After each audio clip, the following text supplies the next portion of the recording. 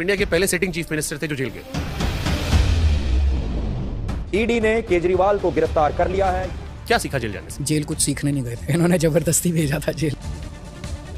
आपने देखी सर नायक? आपके फैंस बहुत कंपेयर करते हैं नायक में जो दूसरा किरदार था अनिल कपूर का, जर्नलिस्ट वाला, आज वो हम निभा लेते हैं। आपको पता है लिकर स्कैम के अंदर सबसे बड़ा स्कैंडल क्या है? पैसा कहाँ गया ये ढूंढ रहे हैं। मैं बता देता हूँ आज आपके चैनल में पैसा कहाँ है। Are you scared? जब जा रहा हूँ मुझे नहीं पता मैं कब वापस आऊंगा। BJP I am not scared, I will fight till my last breath. मैं ये चुनाव जीतने और चुनाव हारने नहीं आया हूँ, क्योंकि हम ज्यादा है, नाराजगी ज्यादा है, कॉन्फिडेंस थोड़ा कम आ रहा है। कॉन्फिडेंस और क्या आप हर बार इलेक्शंस में आप पेपर पे लिख दिया करते थे। मुझे नहीं लिखना, मुझे वो सब नहीं करना। आप पर भी एक एलिगेशन लग रहा है कि जैसे इलेक्शन नजदीक आ रहा है आप एक के बाद एक चीजें ऐलान करें, आप भी कोशिश करें कि कितना अपील कर ले कि हमें वोट मिल जाए। अच्छा एक चीज बताओ, हमने सारा चलो मान लो इलेक्शन के पहले किया, क्या गलत है भाई? ये लुभाना नहीं हो गया? राइट्स तो नहीं करवा रहे, मारकाट तो नहीं करवा रहे। 2012 में जो आपके स्टेटमेंट स्टैंड था वो सही था, महिला सम्मान की बात। अब आपको अपोजिशन ये कहता है कि पंजाब में भी अनाउंसमेंट हुई थी, वहां डिलीवर नहीं। अभी 5 साल है। आप अगर ये इलेक्शन जीत जाते हो आप दोबारा सीएम फेस होगे? अब चुनाव में जाऊंगा, अगर जनता मुझे दोबारा चुनती है तो मैं सीएम की कुर्सी पे बैठूंगा। व्यक्ति विशेष से ज्यादा बड़ी दिल्ली है, दिल्ली की जनता ज्यादा इंपॉर्टेंट है रेदर देन ये कि कोई व्यक्ति सीएम रहे। जैसे आपकी बेल की कंडीशंस है, ये कंडीशंस कोई वो नहीं है, वो तो जैसे अभी मनीष की कंडीशंस थी कि हर थर्सडे को हर ट्यूसडे, और ये छोटी सी चीज है। हर इंपॉर्टेंट इलेक्शन में आप पर हमला क्यों जाता है? ऐसा क्यों होता है कि केवल आपको टारगेट करे? बहुत सारे अपोजिशन है, तो राहुल जी हुए, तेजस्वी जी हुए, अखिलेश जी हुए, उन पर इतने हमले नहीं होते। तो आप बीजेपी से पूछो। आतिशी जी का मैं इंटरव्यू देख रहा था, शी सेड कि आई नेवर वेंट टू मोहल्ला क्लिनिक। आप गई हैं कभी खुद अपना इलाज कराने मोहल्ला क्लिनिक? एक्चुअली मैं नहीं गई, मतलब ये सच्चाई है। राघव जी की आंख का ऑपरेशन लंदन में हुआ, सत्येंद्र जी बीच में मैक्स में गए थे। आपने क्या स्टेटमेंट दिया था कि हमने इतना हाई क्वालिटी बना दी है कि अपोलो मैक्स में जाने की जरूरत नहीं पड़ेगी। आपको लगता है आप लिव कर रहे हो उस पर? एक आपको कहानी सुनाता हूँ। यमुना सर, एक टॉपिक था जिसपे रिपोर्ट आई कि तकरीबन 7,000 करोड़ रुपए 2023 तक खर्च हो गए थे। कहाँ खर्च हुए? वो तो आप लोग बताओगे, पैसे आप लोग के पास गए होंगे। हमारे पास चुनाव लड़ने को पैसा नहीं है और आप आरोप लगा देते तो 7,000 करोड़ खा गए। ये गलत रिपोर्ट है। सही रिपोर्ट है। आपके एक्सपीरियंस से आपका क्या अनुमान लग रहा है कि कब तक आप वो जो इस टर्म में स्वर्ग वाली फीलिंग वहाँ दिखती है जो उसको वायरल होती है, झाग आता है, वो हट जाएगा? इस टर्म में कर देंगे, इस टर्म में कर देंगे। फिर आप लोग मोदी जी से दोस्ती क्यों नहीं कर लेते हो? आप करा दो यार प्लीज। आप लोग क्यों लड़ाई झगड़ा करके बैठे? प्लीज करा दीजिए। आप कहेंगे इनके पैरों में पड़ो, पैरों में अब पड़ो। आप उनको टेररिस्ट कहते हो, टेररिस्ट कनेक्शन उनके हैं, तो कैसे दोस्ती करेंगे आपसे? आम आदमी पार्टी जैसे स्कूल का हुआ, कॉलेज का हुआ, या आपने पराली की बात की, बाकी जितने भी आप इश्यूज हाईलाइट करो कि हमने किया, that's part of good PR also, क्योंकि आप पर एक आरोप लगता है बहुत एडवर्टाइजमेंट होता है। मोदी जी की हिम्मत नहीं है आपके सामने बैठने की। कोशिश हमारी है उनसे भी बात करने की। देखते हैं और आप कितने ऐसे सवाल पूछ के देखिए। मैं आप इस देश में रह जाए, मैं चैलेंज करता हूँ आपको। ईडी गिरफ्तार ना कर ले उसके बाद तो मैं चैलेंज करता हूँ, जिस शिद्दत से आप मुझसे सवाल पूछ रहे हैं, आप मोदी जी से पूछ के देखो। अब वो उनका अधिकार है, सवाल तो सामने बैठेंगे सर, हम पूछेंगे उनसे। आप नाराज हो रहे हैं? नहीं बिल्कुल नहीं। आपके बच्चे कभी नहीं आएंगे पॉलिटिक्स में? नहीं श्योर? क्यों? अगर आएंगे तो कोई और पार्टी में आएंगे, आम आदमी पार्टी में नहीं। लेकिन अगर मान लीजिए रह गया 19-20, वापस कांग्रेस जुड़ेंगे? आपको ये लगता है कांग्रेस की सीट आ रही है? ऐसा क्यों सोचते हैं? पॉलिटिक्स तो क्रिकेट में सर तो लास्ट अभी तो मोमेंट लंबा होता है। टाइम है, 8-9 तारीख को दोबारा एक पॉड कर लेंगे।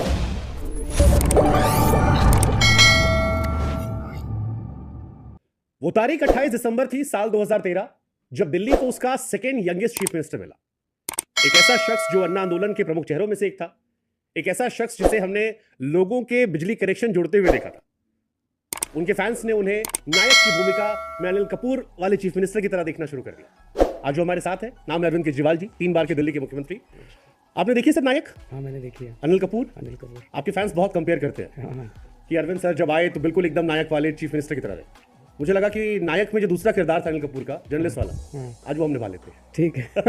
आप बन जाइए अनिल कपूर चीफ मिनिस्टर, मैं बन जाता हूं अनिल कपूर द रिपोर्टर। हाँ, मैंने आपको कहा कि आप सेकंड यंगेस्ट थे। एनी आइडिया फर्स्ट कौन थे? बिकॉज आप सेकंड यंगेस्ट हो।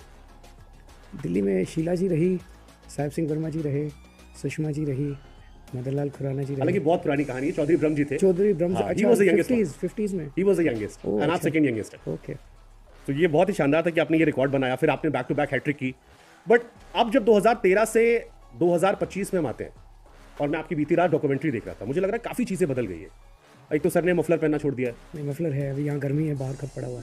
आपने सोशल मीडिया पे देखा, मतलब हम कॉलेज में थे तो लोग कहते थे कि सर ने जब मफलर पहना तो पता लग गया कि ठंड आ गई। हाँ।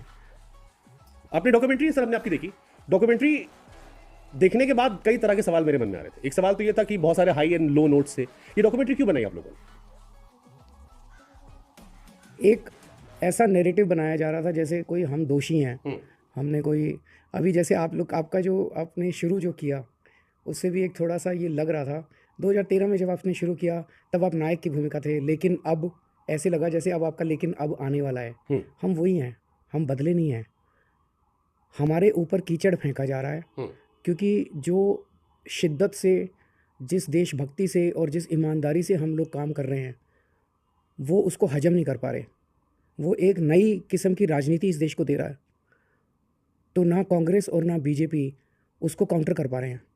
तो इन्होंने मिलके डिसाइड किया कि इनको बदनाम करो, इनको कीचड़ फेंको इनके ऊपर, कुछ तो कीचड़ चिपकेगा, जब रोज़ आपके ऊपर कीचड़ फेंका जाएगा कुछ तो कीचड़ चिपकेगा। तो इन्होंने बार बार बहुत कीचड़ फेंकने की कोशिश की। तो पिछले 2 साल की जो कहानी है वो यही है कि किस तरह से आम आदमी पार्टी, हमारे नेता, हमारे कार्यकर्ता टूटे नहीं। बहुत बड़े ऑनस्लॉट का, हमले का हम लोगों ने सामना किया है। शायद दुनिया तो नहीं कहूँगा, भारत के इतिहास में शायद इतना बड़ा राजनीतिक हमला किसी पार्टी ने या किसी नेता ने इस किस्म का बर्दाश्त नहीं किया जितना हमारे ऊपर हुआ। आप इंडिया के पहले सिटिंग चीफ मिनिस्टर थे जो जेल गए। और बिना सबूत के, बिना कुछ नहीं है उन लोगों के पास। बार बार सुप्रीम कोर्ट के संजीव खन्ना साहब ने बोला, टिप्पणी की थी कि ये केस 2 मिनट नहीं टिकेगा अदालत, निचली अदालत में, ट्रायल में। इस स्टेटमेंट के बाद तो इस केस में कुछ रह ही नहीं जाता है। मैं नहीं कह रहा, जस्टिस संजीव खन्ना ने हियरिंग के दौरान ये टिप्पणी की थी, जो कि अगले दिन हेडलाइंस के सारे अखबारों में हेडलाइंस छपी थी। तो जाहिर तौर पे ये पूरा का पूरा केस पॉलिटिकल षड्यंत्र था, जो हमें बदनाम करने के लिए और हमारे काम को रोकने के लिए और इस नई राजनीति को ख़त्म करने के लिए किया था। नहीं सर, लेकिन मुझे खुशी है कि इससे हम बहुत और ज़्यादा स्ट्रॉन्ग और ज़्यादा एक फैमिली के रूप में बन के निकले हैं। ये तो आपका कॉम्प्लीमेंट है कि आप मतलब 4 बड़े मंत्री एक साथ जेल में हो और उस जेल में हो जिसके मालिक भी आप हो। बड़ा शॉकिंग था ये हमारे लिए जानना कि तिहाड़ के मालिक आप हैं, सिटिंग चीफ मिनिस्टर जेल में जा रहा है। अंदर इस तरह से मैं chief minister, sitting chief minister, वो जेल मेरे ही अंडर में आती है। हाँ। और इस तरह से ताना बाना बुना गया कि जेल के deputy superintendent, assistant superintendent level के ऑफिसर्स रोज़ मुझे आके एक शो कॉज नोटिस देते थे, आपकी ये सुविधा बंद क्यों ना कर दी जाए, आपने कल ऐसे किया, आपकी ये। मैंने एलजी साहब को एक चिट्ठी लिखी थी वहाँ पे जेल से, जब 15 अगस्त आया, बीच में 15 अगस्त आया था, तो 15 अगस्त पे मुख्यमंत्री झंडा फहराता है। तो मुझे चिंता थी कि मैं तो अंदर हूँ, मैं झंडा कैसे फहराऊँगा छत्रसाल स्टेडियम में जाके। तो मैंने एलजी साहब को बस 2 लाइन की चिट्ठी लिखी थी, 2 लाइन। उसमें मैंने लिखा था कि 15 अगस्त आ रहा है, मेरी एब्सेंस में हमारी मंत्री आतिशी जी को झंडा फहराने की इजाज़त दी जाए। बस, इसमें तो कोई देशद्रोह का मामला नहीं था, कुछ नहीं था। उस चिट्ठी पे मुझे शो कॉज नोटिस दिया गया एक असिस्टेंट सुपरिटेंडेंट लेवल के ऑफिसर द्वारा। क्या रीज़न दिया गया? उसमें बस ये लिखा गया कि आपने जेल के रूल्स की अवहेलना की है, आपने एलजी को चिट्ठी लिखने की हिम्मत कैसे की, आगे से अगर आप ऐसा करेंगे तो आपकी फलानी सुविधाएं बंद कर दी जाएंगी। आपने एक किताब है जी, लेटर्स ऑफ भगत सिंह, पढ़ी है आपने? नहीं। पढ़िएगा। भगत सिंह ने जेल से जो चिट्ठियां लिखी थी बाहर, वो उनकी कंपाइलेशन है। अंग्रेज़ों के ज़माने में भगत सिंह जैसे क्रांतिकारी को जेल से बाहर चिट्ठी लिखने की इजाज़त थी। आज़ाद भारत के अंदर सिटिंग चीफ मिनिस्टर को जेल से बाहर चिट्ठी लिखने की इजाज़त नहीं है। अब मेरे जहन में इस ख्याल आ रहा है, ये सवाल आ रहा है कि मैंने कल डॉक्यूमेंट्री में एक सीन देखा, मनीष जी ने कहा कि बीच में एक दीवार थी, इधर आप थे। फिर मैंने आपको सुना कि आप कह रहे थे कि मैं टूट रहा था, कमज़ोर हो रहा था। फिर मुझे लगा यार वो तो 1.5 साल से। कभी आया आपके मूवमेंट में कि पॉलिटिक्स में नहीं आना चाहिए था, या कहाँ आ गए, या क्या हो रहा है, या सब खत्म? नहीं, ऐसा नहीं है। मुझे लगता है कि अगर हम राजनीति में नहीं आते तो जितने काम हम कर पाए शिक्षा में, जो हमने शिक्षा में काम किया है, वो आज तक भारत में कभी नहीं हुआ, 75 साल में नहीं हुआ। और गरीबों के बच्चों को शिक्षा मिलने लगी है। दिल्ली में 18 लाख बच्चे स्कूल में हैं। उन बच्चों का भविष्य बना है। पहले वो टाट पट्टी के स्कूल में पढ़ते थे, जर्जर स्कूलों में पढ़ते थे, अब वो शानदार इंफ्रास्ट्रक्चर है, शानदार एजुकेशन है, उनको भविष्य मिला है। तो अगर हम राजनीति में नहीं आते तो ये जर्जर व्यवस्था चलती रहती। अभी इस चुनाव में ही देख लो, मैं जब जाता हूँ चुनाव लड़ने तो मैं कहता हूँ मैंने ये काम कर दिए इसलिए वोट दो। वो बस गालियाँ देते हैं, हमें गालियाँ देते हैं। तो ये गालियों का सिलसिला तो चलता रहेगा। ये तो इनकी सेटिंग है। बीजेपी कांग्रेस को गाली देती है चुनाव में, कांग्रेस बीजेपी को देती है। 5 साल ऐश करते हैं, 5 साल पैसे उड़ाते हैं और उसके बाद फिर चुनाव में आ जाते हैं। इन्होंने देश के लिए थोड़ी कुछ करना है। तो हमने राजनीति के अंदर नई लकीर खींची है। 2013 से आपने उसमें, या 2011-13 का आपने डॉक्यूमेंट्री मेंट किया है। कभी कोई पॉइंट आया जहां पर आपको लगा कि आपको आपके पुराने साथी याद आए हों? क्योंकि उस दौर में भी आप लोगों ने संघर्ष किया था। क्योंकि आपके जो साथी लोग हैं उन्होंने आपके इस नए संघर्ष को बहुत अप्रिशिएट नहीं किया।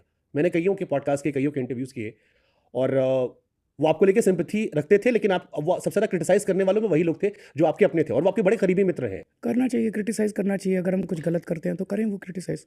हम देखेंगे वो क्या बोल रहे हैं। अगर हमने कोई गलत किया तो हम सुधारने की कोशिश। जैसे आपने मुझसे शुरू में कहा कि आपने शुभांकर कहा कि 2013 में आप नायक बनकर आए थे, लेकिन अब वो लेकिन जहन में इसलिए आया क्योंकि जैसे आशुतोष जी आपके साथ थे, जर्नलिस्ट रहे हैं। मैं किसी इंडिविजुअल नहीं, आप उन पे कमेंट मत कीजिएगा, मैं केवल उस कोट को जिक्र करता हूँ। ही सेड, अवधोषा जी ने कहा कि नेल्सन मंडेला भी जेल गए थे। उन्होंने कहा हाँ गए थे, लेकिन करप्शन में नहीं गए थे, शराब घोटाले में नहीं गए थे। आप कंपेयर नहीं कर सकते। सारे चैनल जी शाम को बैठ के देख लो, सारे चैनल केजरीवाल को भ्रष्टाचारी साबित करने में लगे हुए हैं। मैं देख रहा था, कभी कभी देख लेता हूँ चैनल, केजरीवाल भ्रष्टाचारी, केजरीवाल भ्रष्टाचारी, केजरीवाल भ्रष्टाचारी।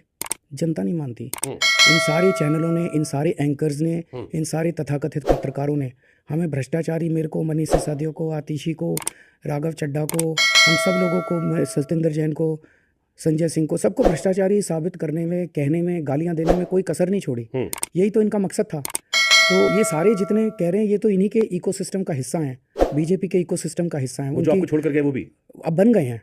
उनकी क्या मजबूरियां हैं, किसी को कुछ चाहिए, किसी को कुछ चाहिए, किसी को कुछ उम्मीद है, किसी को कुछ उम्मीद है। मैं किसी पे इंडिविजुअल पे टिप्पणी नहीं करूँगा, लेकिन अगर जनता ये मानती, जब मैं बाहर आया तो जनता के बीच में गया, मैं जनता के बीच में जाके मैंने पदयात्राएं की। पदयात्रा में जनता बड़ी कठोर हो सकती है आपके साथ, अगर आपने कुछ गलत किया हो तो जनता मुझे कहती कि केजरीवाल तूने धोखा दे दिया, लेकिन जनता ने मुझे गले लगाया, जनता ने बहुत वेलकम किया, और कई महिलाएं रोई, मुझे देख देख के बहुत रोई। अभी भी जब जाता हूँ तो अगर मैं भ्रष्टाचारी होता। आप जब आए थे लोकसभा इलेक्शन के पहले, मुझे याद है वो कैंपेन, जेल का जवाब वोट से देंगे, आपने कहा कि अगर आप चाहते हो मैं जेल से बाहर रहूं, 2 तारीख को निकल आऊं, तो आप मुझे वोट दीजिएगा।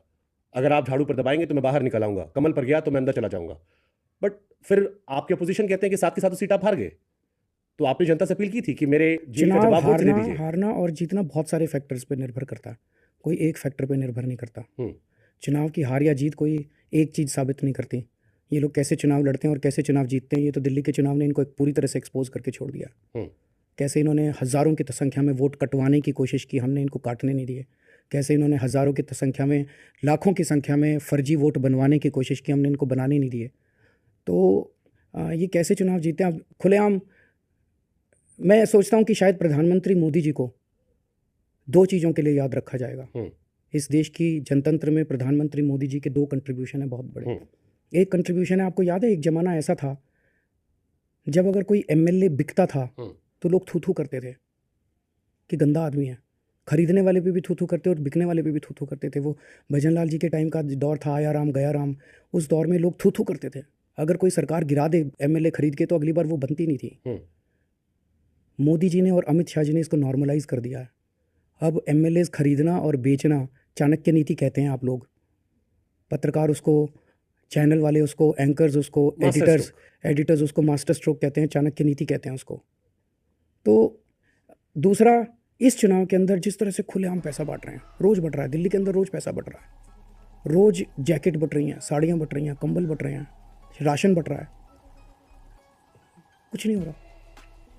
वोट खरीदे जा रहे हैं, खुलेआम खरीदे जा रहे हैं, पुलिस आके धमका रही है, कुछ नहीं हो रहा। इसको भी अब ये नॉर्मलाइज कर देंगे। आप जो कह रहे हैं वो बहुत हद तक सही है, बहुत हद तक सही। एक मिनट, इसको भी इन्होंने नॉर्मलाइज कर दिया। एमएलए खरीदिए बेचिए, उसको नॉर्मलाइज कर दिया। वोट पैसे से के दम पे खरीदिए और सामान बांटिए। चुनाव आयोग को तो खैर कुछ दिखाई नहीं दे रहा। चुनाव आयोग को हमने चिट्ठी लिखी, चुनाव आयोग कहता है इसका कोई सबूत नहीं है, इसका कोई गवाह नहीं है। आपने फिल्म देखी है, कई फिल्मों में दिखाते हैं सरेआम सड़क के ऊपर मर्डर कर दिया जाता है, वहाँ बहुत सारी जनता होती है और कोई गवाह नहीं होता। अब चुनाव आयोग का भी वही हाल हो गया। चुनाव आयोग, कोई गवाह नहीं मिला, कोई सबूत नहीं। अरे सारे टीवी चैनल खुलेआम, वो आदमी जो पैसे बांट रहे हैं, जो इनके नेता पैसे खुलेआम टीवी पे आके कह रहे हैं कि हाँ मैंने बांटे। चुनाव आयोग कह रहे कोई गवाह नहीं है, कोई सबूत नहीं है। इसको भी नॉर्मलाइज कर दिया। कहाँ जा रहा है हमारा जनतंत्र? कोई चिंता है किसी को?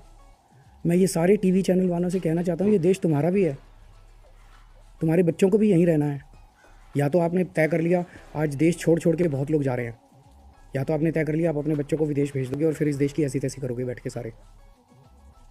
ठीक है सर, आप जो कह रहे हैं उसमें काफ़ी चीज़ें हैं। अब इसमें कई सारे क्वेश्चंस मेरे मन में आ रहे हैं। एक क्वेश्चन आपने वोटिंग को लेकर का, उससे मुझे याद आ गया, एक न्यूज़ आई थी कि शायद एसपी और आरजेडी भी आपसे सीख रहे हैं ताकि यूपी बिहार में वो प्रिकॉशंस ले सके। मैं सिखाने वाला कौन होता हूँ, लेकिन दिल्ली के चुनाव ने पूरे देश के सब लोगों को चौकन्ना कर दिया है, बीजेपी को एक्सपोज कर दिया। बीजेपी की अब 3 चीज़ें निकल के आई है चुनाव जीतने का, 3 फार्मूला है। वोट कटवाओ ओपोनेंट्स के, और हजारों एक बूथ पे, आप बिलीव करेंगे, एक बूथ पे नॉर्मली 1200-1300 वोट होते हैं। तुगलकाबाद का दिल्ली का एक बूथ है, वहाँ 528 वोट कटवाने की एप्लीकेशन डाली गई। सारे एग्जिस्ट करते हैं लोग, झूठे, मतलब 528 लोगों को ही दिखाए गए, शिफ्ट कर गए। जब हमने वेरीफाई किया सारे वही हैं। एक बूथ पे 13 में से 528 वोट कटवा दोगे तो चुनाव क्यों करवा रहे हो यार? चुनाव आयोग को, सारे आयोग को इस्तीफा दे देना चाहिए। चुनाव आयोग को, they are a shame to this country. Election commission is a blot on this country, on the democracy of India. Are you scared? BJP is I am not scared, I will fight till my इस last, election में? I will fight till my last breath. मैं ये चुनाव जीतने और चुनाव हारने नहीं आया हूँ, ये मेरा मकसद नहीं है। मैं राजनीति में रहूं, राजनीति के बाहर रहूं, लेकिन केजरीवाल की एक एक सांस देश के लिए काम आएगी, देश के लिए लड़ता रहूंगा। ये जो जनतंत्र के साथ खिलवाड़ कर रहे हैं, ये देश की जनता बर्दाश्त नहीं करने वाली। मैं देश को खड़ा करूंगा इन लोगों, 140 करोड़ लोगों को बीजेपी की और इलेक्शन कमीशन की इन कारस्तानियों के खिलाफ केजरीवाल खड़ा करेगा। आपके फैंस कह रहे हैं कि इस बार आप बहुत नाराज हो रहे हैं। इससे पहले जो इलेक्शंस हुए थे उसमें आपका ये बिहेवियर नहीं था, ये थोड़ा इस बार अलग है। क्योंकि हम ये ज्यादा है, नाराजगी ज्यादा है, हम ये कॉन्फिडेंस थोड़ा कम आ रहा है। कॉन्फिडेंस और क्या कैसे हर दिखाऊंगा बार आपको? इलेक्शंस में आप पेपर पे लिख दिया करते थे। मुझे नहीं लिखना, मुझे वो सब नहीं करना। मैं जो इतनी देख सीट रहा आ हूँ, जाएगी मेरी। मेरे लिए सीट तो जीतेंगे हम। आम आदमी पार्टी जीत रही है, सब लोग कह रहे हैं, चारों तरफ माहौल है कि आम आदमी पार्टी जीत कितनी रही सीट है। निकालेगी सरकार उसमें मैं नहीं जाना चाहता। मेरे लिए देश, let's not get into the trivial questions. people will एक question minute, this. No, let's not get into the trivial question. आपके लिए मैं साथ- एक जी। मिनट जी। तो जनतंत्र के साथ जिस किस्म का खिलवाड़ हो रहा है, आज आम आदमी पार्टी ने जिस तरह से चुनाव लड़ा है सचेत रह के, जिस तरह से आम आदमी पार्टी हर स्टेप के अंदर इनको एक्सपोज करती जा रही है, खून खौल उठता है। जो हम देख रहे हैं, हम यकीन नहीं कर सकते थे कि इस देश के अंदर ऐसा दौर आएगा जिसमें मतलब एक विधानसभा शादरा अपने लेटर हेड पे बीजेपी ने 11,000 वोट काटने की एप्लीकेशन दी है। शर्म नहीं आती इन लोगों को? 11,000 वोट अगर कट गए, क्या चुनाव रह गया? हम 6,000 वोट से जीते थे शादरा पिछली बार। आपने अगर 11,000 हमारी वोट कटवा दी, क्या बचेगा उसके बाद? ये तो हमने इनको एक्सपोज कर दिया, रुक गया दिल्ली के अंदर। हरियाणा भी ऐसे ही जीते हैं, महाराष्ट्र भी ऐसे ही जीते हैं। इनके पास जन समर्थन नहीं है। इस देश के 140 करोड़ लोग बीजेपी को हराना चाहते हैं, लेकिन जब वोट डालने जाते हैं वोट ही नहीं मिलते, वोट डालने जाते हैं वोट ही नहीं मिलते, लोग वापस आ जाते हैं। ये चल क्या रहा है? और नो वन इज, किसी चैनल ने दिखाया, किसी चैनल की हिम्मत है? मैं आज चैलेंज कर रहा हूं आपके इस शो के जरिए, कोई चैनल दिखा दे, अगले दिन बंद कर देंगे मोदी जी उस चैनल को। और आप कह रहे हो कि केजरीवाल नाराज है। केजरीवाल नाराज है। 140 करोड़ लोग जिस दिन नाराज हो गए ना इन बीजेपी वालों को, देश के अंदर जीना मुश्किल हो जाएगा। फिर मेरे मन में सर सवाल है, नाराजगी के पीछे कई वजह आ रही है। जैसे आपने कहा कि वो पैसे बांट रहे हैं, ये बहुत सारी चीज़ आ रही है। आप पर भी एक एलिगेशन लग रहा है कि जैसे इलेक्शन नजदीक आ रहा है, आप एक के बाद एक चीज़ें ऐलान करें, आप भी कोशिश करें कि कितना अपील कर ले कि हमें वोट मिल जाए। जैसे आपने अभी किराएदारों को लेकर ऐलान किया। एक चीज बताओ जी। जो मैंने ऐलान की है, क्या उन मुद्दों पे चुनाव नहीं लड़ाना चाहना चाहिए? आप दो चीज देखो, एक तरफ बीजेपी है, एक तरफ केजरीवाल है। 12 बजे केजरीवाल की प्रेस कॉन्फ्रेंस होती है। केजरीवाल कहता है कि मैं गरीब सफाई कर्मचारियों के लिए दिल्ली में घर बनाऊंगा, वो आसान किश्तों पे घर ले सकते हैं। 1 बजे बीजेपी की प्रेस कॉन्फ्रेंस होती है, कहती है केजरीवाल ये, केजरीवाल कमीना, केजरीवाल फलाना, केजरीवाल ढिमका। Who is strengthening democracy? अगर मैं रोज प्रेस कॉन्फ्रेंस करके किसी ना किसी देश के तबके के लिए कुछ अनाउंस कर रहा हूँ, क्या गलत कर रहा हूँ भाई? बट मुद्दों पे चुनाव लड़ रहा हूँ ना। बिल्कुल सही बात है। बट 2000 मैंने ऐलान किया कि स्टूडेंट्स को मेट्रो के अंदर 50% कंसेशनल रेट मिलेंगे। It's good for the students. आप भी करो ना, आप क्यों नहीं कर रहे? आप बस मेरे को गालियां दे रहे आप हो। मेरे को सवाल तो पूछने दो ना सर। आप मेरे को ये बताओ, अच्छा शुभांकर जी, आप इतने सीनियर पत्रकार हैं, बीजेपी किस मुद्दे पे चुनाव लड़ रही है? मैं को आपसे सवाल पूछने दो सर, थोड़े सवाल मेरे लिखे, वरना लोग मुझे कहेंगे कि मैंने पेड पॉडकास्ट कर दिया। नहीं, ये बता दो, मैं आपसे मैं आऊंगा, आप सारे बीजेपी और आपको लेकर सब बैठा हूं सर। मैं थोड़ी रिसर्च मैंने भी की, मेहनत की है। इतनी आईटी में की तो आईटी निकल जाता, मेरा बीटेक नॉर्मल ना होता। मेरा जो नजरिया है सर इलेक्शन को लेकर, या एक कॉमन आदमी का, या जब हम आपको 2011-13 में देखते थे, सो ये लगता था कि किसी भी स्टेट को डेवलप करने के लिए पॉवर्टी हटा दो, इकोनॉमिक ग्रोथ कर दो, इंफ्रास्ट्रक्चर, एजुकेशन, हेल्थ सिस्टम बेहतर कर दो। बट अब जो आपका भी मेरे को लेकर नजरिया बन रहा है वो ये है कि आप भी बाकी पार्टीज की तरह हो, कि आप भी फ्रीबीज दे रहे हो कि भाई किस पार्टी ने- किससे खुश कर लोगे? अच्छा, रिलीजन की बातें हो रही है, कास्ट की बातें हो रही है, और फ्रीबीज की बातें हो रही है। एक चीज बताओ, ये कोई डिफरेंस नजर नहीं आ रहा। फ्री भी क्या होता है? फ्रीबी- नॉर्वे और स्वीडन में हेल्थ और एजुकेशन फ्री है। सर हेल्थ एजुकेशन आप भी कर दो कंप्लीटली। एक मिनट आता हूँ ना फिर। जी। तो ये फ्री भी नहीं है? नहीं, ये अच्छी चीज है। हेल्थ एजुकेशन मेरा मानना है कोर वैल्यूज है जो आप कर दो, हेल्थ एजुकेशन और जॉब दे दो। एक आप सारे पत्रकारों को कहो कि अपने अपने टीवी चैनल में बैठ के कहेंगे कि हेल्थ और एजुकेशन अच्छा कर रहा है केजरीवाल, और ये फ्री भी नहीं है। एक मिनट, एक एक करके महिलाओं को बस का सफर फ्री भी है कि नहीं है? 38 लाख महिलाओं को आपने शामिल किया योजना में। 4,560 करोड़ रुपए इसका भार आएगा, जिससे खर्च जो है 10,000 करोड़ हो जाएगा। दो सवाल इसको लेकर आ रहे हैं। जो एक सवाल है कि इसका पैसों का भार जो है वो कहां से आप मैनेज करोगे, क्योंकि ऑलरेडी इसका भार बहुत ज्यादा हो रहा है। 30% ऑफ जीडीपी हो जाएगा अगर आप टोटल जोड़ लोगे तो। एक दूसरा, हर दिन ऐलान हो रहा है, और आपके आलोचक ये कह रहे हैं कि इलेक्शन जब आ रहा है तब आप ऐलान करो। इनमें से कई योजनाएं ऐसी जो पहले भी आपने ऐलान किया था, जैसे किराएदारों का था, आपका 2019 का वीडियो है, और भी कई ऐलान है जो आपने पहले भी किया था, except for the Pandit one. बाकी जो ऐलान हो पहले भी रहे हैं, किराएदारों को लेकर, महिलाओं को लेकर। तो पिछले बार नहीं पूरे, इस बार क्यों? और इसका बजट कैसे मैनेज करोगे? पिछले 10 साल में हमने काफी काम किए ना। पहला आपके पहले क्वेश्चन पे आते हैं। आपके कई सारे क्वेश्चन थे। जी। आपका क्वेश्चन फ्रीबीज को लेके था। हाँ। कि फ्रीबीज क्यों? तो अभी आपने मान लिया कि भाई हेल्थ और एजुकेशन फ्री भी नहीं है। महिलाओं का बस का सफर फ्री भी है। मुझे लगता है सर आप एजुकेशन और हॉस्पिटल, मेरा जो अपना मानना है, एजुकेशन हॉस्पिटल दे दीजिए, जॉब दे दीजिए, बाकी चीजें लोगों को कमाने खाने दीजिए। वो महिलाओं का बस का सफर फ्री भी है। अगर आपके पास इतने पैसे हैं कि आप आराम से मैनेज कर सकते तो नहीं है। तो वो तो कर ही रहे हैं, पिछले 7 साल से है। तो पैसे तो मैनेज कर ही रहे हैं। अभी आतिशी जी तो गई फ्री थी भी पीएम के नहीं पास है। पैसे नहीं, वो गलत खबर थी, आतिशी ने भी क्लैरिफाई कर दिया। नहीं गए थे। दिल्ली के बजट में कोई नुकसान नहीं है। कोई नुकसान नहीं है। ठीक है, तो फ्री भी है, अगर पैसे आपके पास आधा है तो नहीं है। नहीं है। हाँ। तो इस मतलब आपका पैमाना है कि अगर पैसे हैं तो फ्री भी नहीं है। 3 चीजों के अलावा बाकी जितनी चीजें आ रही हैं वो लोक लुभावनी चीजें हैं। बिजली 24 घंटे कर दी हमने दिल्ली के अंदर। गुजरात में ये 30 साल से नहीं कर पाए। इनकी 20 राज्यों में सरकार है, कहीं ये बिजली फ्री नहीं कर पाए, बिजली 24 घंटे नहीं कर पाए। दिल्ली में अगर 400 यूनिट बिजली खर्च करते हो तो 800 रुपये का बिल आता है। गुजरात में 400 यूनिट बिजली इस्तेमाल करते हो तो 4400 रुपये का बिल आता है। अगर मैं अपने मिडिल क्लास के लोगों को सस्ती बिजली देता हूँ तो क्या ये फ्री भी है?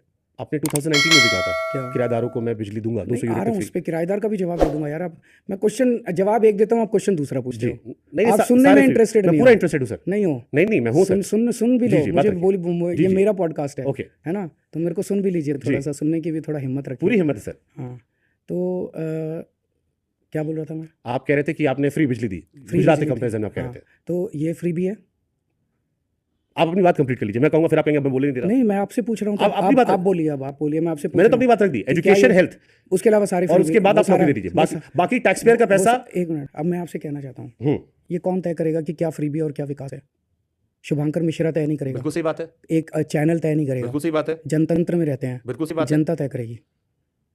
तो जनता ने तय किया कि केजरीवाल अच्छा काम कर रहा है। तो फिर अरविंद और केजरीवाल ने एक मिनट, 2012 में क्यों कहा था कि केजरीवाल ने जनता कहा से था- पैसा लेकर जनता को रिश्वत दे रहे हैं? नहीं, जनता से पैसा लेके जनता को रिश्वत नहीं दे रहे हैं। हम जनता से पैसा लेके 1100 रुपए नहीं बांट रहे। ये आपका हम जनता statement से है, सर। पैसा लेके हम जैकेट नहीं बांट रहे।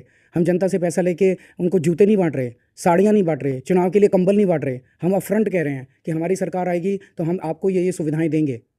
वो सुविधाएं अच्छी हैं कि बुरी हैं, जनता तय करेगी।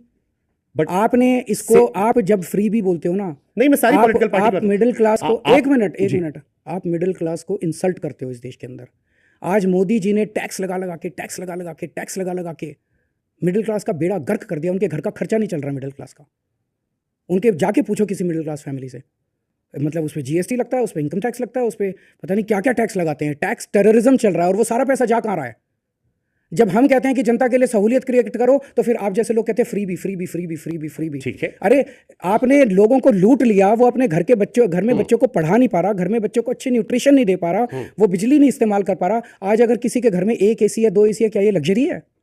तो 1 एसी 2 एसी वाले अगर मिडिल क्लास फैमिली को मैंने थोड़ी सी बिजली में सहूलियत दे दी, नहीं केजरीवाल फ्री भी दे रहा है। अरे मोदी जी को कहो ना टैक्स थोड़ा कम कर दे, मेरे को फ्री भी देने की जरूरत ही नहीं पड़ेगी। तो अपने वो सारा पैसा, 2012 में आपका statement stand था। एक मिनट, वो वो सही सारा था? पैसा लूट के, उनका और हमारा क्या इकोनॉमिक वो है, वो सारा पैसा लूट के एक आदमी को दे रहे हैं।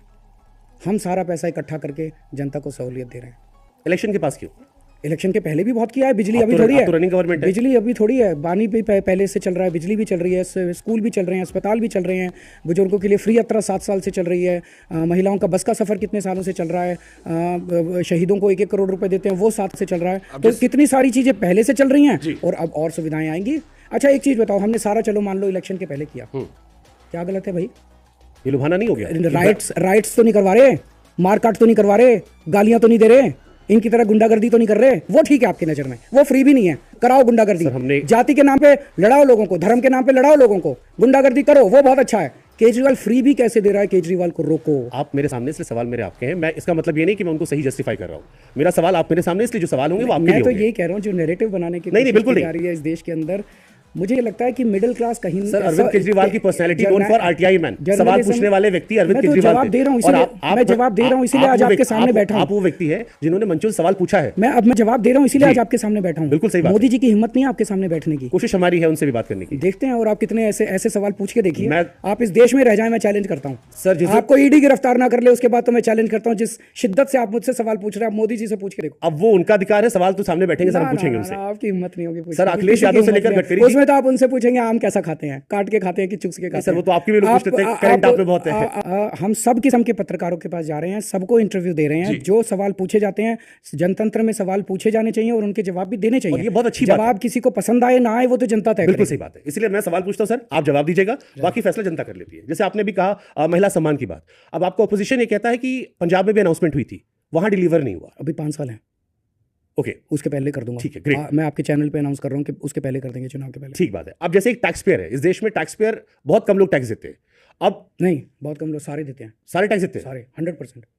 देश में 100% लोग टैक्स देते 100% हैं। लोग टैक्स। अच्छा, आपने वो वाला आपने कहा था भिखारी भी टैक्स देता है, इसी यही तो आपने कहा था सर, इसी पे मैंने सवाल पूछा था आपसे, आपका स्टेटमेंट था कि इस देश का भिखारी भी टैक्स देता है, कोई सामान खरीदता है एक्साइज ड्यूटी देता है, फिर उसका टैक्स का पैसा लेकर आप फ्री में बांट देते हो, ये आपका स्टेटमेंट मैंने है। नहीं कहा था, आप दोबारा आपकी देखो। वीडियोस है सर? ना वीडियोस देखो निकाल के, हाँ, मेरे को तो आज भी स्पीच याद है। मैं आपको कमेंट बता सकता हूँ, आप एग्जैक्ट वो वीडियो ही निकाल लो, वीडियो चला दो अभी टीवी से। मैंने कहा था हाथ उठाओ कौन कौन टैक्स देता है। सुंदर नगरी की बस्ती थी जी एफ ब्लॉक था जी एफ ब्लॉक के चौराहे पे खड़े थे हम लोग। जी। सुनिए, आप जी, जी। सुन नहीं रहे, आप देख रहे हो। एफ ब्लॉक के चौराहे पे खड़े थे, मैंने जनता से पूछा था, मैंने कहा ये बताओ कौन कौन टैक्स देता है। किसी ने हाथ खड़ा नहीं किया। मैंने कहा आपको पता नहीं, आप सारे टैक्स देते हो। यहाँ जितने, वो गरीब इलाका है, रीसेटलमेंट बस्ती है, तो लोगों को लगता है हम तो टैक्स देते ही नहीं, लोग इनकम टैक्स मानते हैं। मैंने कहा आप सारे टैक्स देते हो। जब माचिस खरीदने जाते हो, जब कुछ खरीदने जाते हो, उस पर उस टाइम जीएसटी नहीं होता, सेल्स टैक्स देते हो, एक्साइज ड्यूटी देते हो, ये देते हो। ये टैक्स का पैसा आपका जा कहाँ रहा है, ये कभी आपने सोचा? उन्होंने कहा नहीं, ये सारा पैसा ये नेता खा जाते हैं, हमें जागरूक होना पड़ेगा। मैंने ये नहीं कहा था फ्री भी देते हैं आपसे तो लेकर- एक मिनट यार, आप बीच में मत काटो यार, है ना। Let's have basic courtesy. मैं आपको नहीं काटता जब क्वेश्चन पूछते हो, Okay, आप done. मुझे मत काटो। तो मैंने कहा था कि ये नेता सारा पैसा चोरी कर लेते हैं, सारा पैसा खा जाते हैं, ये कहा था मैंने। आपने उसमें लास्ट लाइन चेंज कर दी कि मैंने कहा था फ्री भी देते हैं। फ्री भी से किसको तकलीफ है यार? एक इस देश की जनता ना पत्रकारों से ज़्यादा सियानी है। एक टीवी चैनल ने एक पत्रकार उसको लगाया सड़क के ऊपर, तो उससे कहा देखिए केजरीवाल तो मुफ्त फ्री फ्री फ्री फ्री दे रहा है। तो कह रहा है पैसे खा के तो नहीं भाग रहा। मोदी जी ने तो नीरव मोदी को भगा दिया पैसे देके, विजय माल्या को भगा दिया पैसे देके, सारे पैसे इसको दे देते हैं, उसको दे देते हैं। केजरीवाल ऐसे पैसे लुटा तो नहीं रहा, केजरीवाल हमको ही तो सुविधा दे रहा है। उसमें क्या है? मैं अगर पैसे खा लेता, आपको पता है लिकर स्कैम के अंदर सबसे बड़ा स्कैंडल क्या है? पैसा कहाँ गया ये ढूंढ रहे हैं। मैं बता देता हूँ आज आपके चैनल में पैसा कहाँ है। लिकर स्कैम के अंदर एक अलाउड टू टॉक इस टॉपिक पे? नहीं, उतना मैं बोल सकता हूँ। लिकर मतलब मैं नहीं चाहता आप अंदर जाए। मैं चला भी जाऊंगा, मेरे को अंदर और बाहर से कोई मैं चाहता हूँ बाहर रहे। नहीं नहीं, वो चिंता आप मेरी चिंता मत करो। मेरी चिंता करने वाले देश के 140 करोड़ लोग हैं। उसमें मैं भी हूँ सर। मैं क्या कह रहा था? लिकर स्कैम के आपसे हाँ, लिकर स्कैम में एक आदमी है, एक एक्यूज्ड है, उसको इन्होंने गिरफ्तार कर लिया। ईडी ने उसको खूब विरोध किया उसका, बेल का, बेल नहीं मिलनी चाहिए, बेल नहीं मिलनी चाहिए, बेल नहीं मिलनी चाहिए। फिर उसने 50 करोड़ उन बाई चेक उसने 50 करोड़ इनको डोनेशन दे दिया, उनके अकाउंट में जमा करा दिया। अगली बार ईडी ने उसकी बेल का विरोध नहीं किया, उसको बेल मिल गई। मनी ट्रेल ढूंढ रहे हैं, ये मनी ट्रेल है। जेपी नड्डा जी बीजेपी के अध्यक्ष हैं, उनको करो ना गिरफ्तार, पैसा तो वहाँ है। हमारे सारे बैंक अकाउंट देख लिए, हमारे सारे लॉकर देख लिए, हमारे घर पे 10-10 बार रेड हो गई, कहीं कुछ नहीं मिला। तो पैसा तो वहाँ है। तो जो मैं 2002 की आप बात कर रहे हो, जब मैं जनता को कहता था, मैं कहता था पैसा इन लोगों ने लूट लिया देश का। जागो। आपको लगता है कि ये टैक्स का, आप टैक्स नहीं देते, हर आदमी टैक्स देता है। अगर 3,000 रुपये महीने भी कमाता है तो उस 3,000 में से उसको बेचारे को पता ही नहीं चलता, 400-500 रुपये टैक्स दे देता 3,000 में से। और वो टैक्स का पैसा उसका कहाँ जा रहा है? मैं तो वो वीडियो ऐड कर दूंगा इसमें सर, जो आपका वीडियो है, क्योंकि वो सोशल पर है। हाँ, डाल लेकिन दीजिएगा। आपने उसमें लास्ट में लाइन कही थी ना, फ्री कि आपसे लूट, अरे नहीं, आपसे लूट कर ही आप ही को दे देते हैं। ना, बिल्कुल नहीं कहा। ठीक है, सोशल मीडिया आप हमारे वीडियोस को भी अपनी तरह से इंटरप्रेट करते हैं। आपकी भी सोशल टीम है सर, ये वीडियो भी है, सब कुछ सोशल पर है। ठीक है सर, नेक्स्ट क्वेश्चन। आप अगर ये इलेक्शन जीत जाते हो, एक कॉमन क्वेश्चन लोगों के मन में है, आप दोबारा सीएम फेस होगे? चुनाव, मैं जब जेल से वापस आया था तो मुझे इस्तीफा देने की कोई ज़रूरत नहीं थी। मैंने कहा कि मेरे लिए जनता इंपॉर्टेंट है। जनता ने, दिल्ली की जनता ने मुझे सीएम बनाया, सुप्रीम कोर्ट ने मुझे छोड़ दिया, लेकिन मैं जनता के बीच में जाऊंगा, जनता से पूछूंगा क्या वो मुझे बेईमान मानते हैं कि वो ईमानदार मानते हैं। अगर लोग मुझे बेईमान मानते हैं तो मैं इस कुर्सी पे कभी नहीं बैठूंगा। तो मैं अब चुनाव में जाऊंगा, अगर जनता मुझे दोबारा चुनती है तो मैं सीएम की कुर्सी पे बैठूंगा। मैं मानूंगा कि जनता मुझे ईमानदार मानती है। ठीक है। और अगर जनता नहीं चुनती, मुझे बेईमान मानती है, तो मैं कुर्सी पे नहीं ठीक है, बट जैसे आपकी बिल की कंडीशंस है, ये कंडीशंस कोई वो नहीं है। वो तो जैसे अभी मनीष की कंडीशंस थी कि हर हट थर्सडे को, जाएगी। हर ट्यूसडे, और ये तो छोटी सी चीज़ है। पक्का? ये बीजेपी का तो यही प्रोपेगेंडा चल रहा है। बीजेपी चारों तरफ कहती है कि बेल की कंडीशन, इसका मतलब बीजेपी ने मान मतलब लिया। क्योंकि आपको तो allowed भाई नहीं है, सरकार तो इन्हीं की बन रही है, मुख्यमंत्री सचिवालय allowed सरकार नहीं तो है। इन्हीं की बन रही है। बीजेपी ने मान लिया, देखो भाई सरकार तो इनकी बन रही है, पर केजरीवाल नहीं बनेगा सीएम। तो चलो इतना तो मान लिया, बीजेपी ने मान लिया कि सरकार इन्हीं की बन रही है, तो सीएम, ये जो बेल की कंडीशंस का हवाला ले रहे हैं, तो बेल की कंडीशंस ये टेम्पोरेरी हैं, ये ऐसा कोई अगर आप कॉन्फिडेंट हो फिर तो अच्छी बात है। बट जैसे लास्ट टाइम जब आप सीएम थे और आप अंदर थे, तो कई बार, जैसे एक बार आया था नगर निगम के स्कूलों में, तो हाईकोर्ट की टिप्पणी आ गई थी जिसमें उन्होंने कहा कि अगर कोई व्यक्ति, जो आपको लेकर कहा था कि अगर आप नहीं साइन कर पा रहे हैं तो काम रुक नहीं सकते। सुप्रीम कोर्ट की टिप्पणी, हाईकोर्ट सुप्रीम कोर्ट की टिप्पणी आई थी उसके बाद। जी, जस्टिस ओका ने कहा था कि सरकार जेल से चल सकती है, उसको देख लीजिए। लेकिन फिर इश्यूज नहीं होंगे, जैसे अगर आपको मान लिया फाइल साइन करने को नहीं मिला? हाँ, सब होंगे, सब साइन होंगी फाइलें, चिंता ना करो आप। लास्ट टाइम 10 साल से केंद्र सरकार ने और एलजी ने मिलकर कितनी अड़चने अड़ाई, तरीके निकाले ना, सारे काम करा दिए। मोदी जी से स्कूल ठीक हो गए ना, अस्पताल ठीक हो गए ना, मैं दवाइयाँ आ रही हैं ना, मोहल्ला क्लिनिक बन रहे हैं ना, बिजली फ्री है ना, जेल गया तब भी बिजली फ्री रही ना, पानी फ्री है ना, महिलाओं का बस सफर, तो सब तरीके आते हैं, Okay. सब कर लेंगे, चिंता ना करो आप। ठीक है। वैसे फर्स्ट टाइम ऐसा था। अच्छा, आपने कोई पोर्टफोलियो क्यों नहीं लिया था? मैं as a chief minister wanted to supervise everyone's work. Okay, great. जैसे लास्ट मैं फिर एक बार जिक्र कर रहा हूँ, लास्ट टाइम एमसीडी में कॉपी किताब नहीं बिकी, गई नहीं थी नए सेशन में, तो उस पर ये टिप्पणी जो मैंने अभी जिसका जिक्र किया था कि कोई व्यक्ति लंबे समय तक या निश्चित अवधि के लिए संवाद ही नहीं अनुपस्थित रहेगा, तो वो सही नहीं है, क्योंकि व्यक्ति विशेष से ज्यादा बड़ी दिल्ली है, दिल्ली की जनता ज्यादा इंपॉर्टेंट है रेदर देन ये कि कोई व्यक्ति सीएम रहे।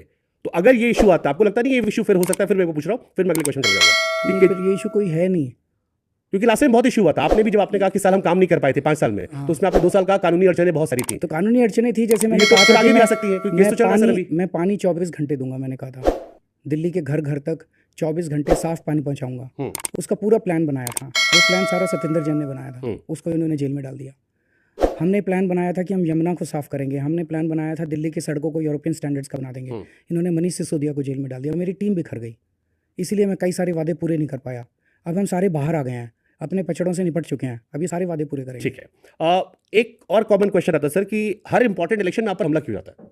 मैं एक स्टार्ट देख रहा था, ये बहुत अनफॉर्चुनेट है, और अच्छी बात है कि आप सुरक्षित है, मेरे सामने बैठे हैं, भगवान न करे कि आपको कभी कुछ हो। ये लेकिन आपको नहीं लगता ये प्रश्न आपको बीजेपी से पूछना चाहिए कि हर चुनाव में आप हमला क्यों कराते हैं उस पर? आप मुझसे क्यों पूछ रहे हैं? देश मेरे में को क्या पता? आप सब सर आप पर ही होते हैं, तो क्यों? ऐसा क्यों होता है कि केवल आपको टारगेट करें? बहुत सारे अपोजिशन है, तो आप राहुल तो- जी हुए, तेजस्वी जी हुए, अखिलेश जी हुए, उन पर इतने हमले नहीं होते। तो आप बीजेपी से पूछो ना, कराते तो वही हैं। आप मेरे से कैसे पूछ रहे हो कि हमला क्यों नहीं, कर रहे हैं बीजेपी वाले आप पे इतना हमला? मुझे क्यों? बहुत शौक हो रहा है सर, तो 2013 आपने से उनसे लेकर पूछा आज तक? आपने तो इतने बीजेपी वालों के पॉडकास्ट किए, मेरे अगले 2 पॉडकास्ट बीजेपी वालों से उनसे सवाल रखे हमने। उनसे पूछना आप मैं जरूर पूछूंगा उनसे कि सवाल। भाई आप केजरीवाल पे हमला क्यों कराते हो, दूसरों पे क्यों नहीं कराते? बट यहाँ पे करियर के मतलब स्टार्टिंग से आपका सर। प्रश्न है कि दूसरों पे भी कराना चाहिए कि केजरीवाल नहीं, किसी पे नहीं होना चाहिए। तो फिर आप बीजेपी वाले से पूछो, उनसे सवाल पूछूंगा मैं। वो आपको ये जवाब- ये आपको परेशान नहीं करता? भाई परसों मेरी नहीं, ये गाड़ी परेशान के नहीं करता ऊपर- आपको? मेरी गाड़ी के ऊपर पत्थर फेंका गया, तो अब आप मेरे से पूछ रहे हो कि उसने पत्थर क्यों फेंका? अब मुझे क्या पता यार वो कौन था, किसने पत्थर फेंका? ये तो फेंकने वालों से क्वेश्चन ये कि आपसे ऐसी क्या दुश्मनी है सर? उनसे पूछो, उन्होंने हम ही को जेल क्यों भेजा? आपसे पूछ रहा हूं मैं।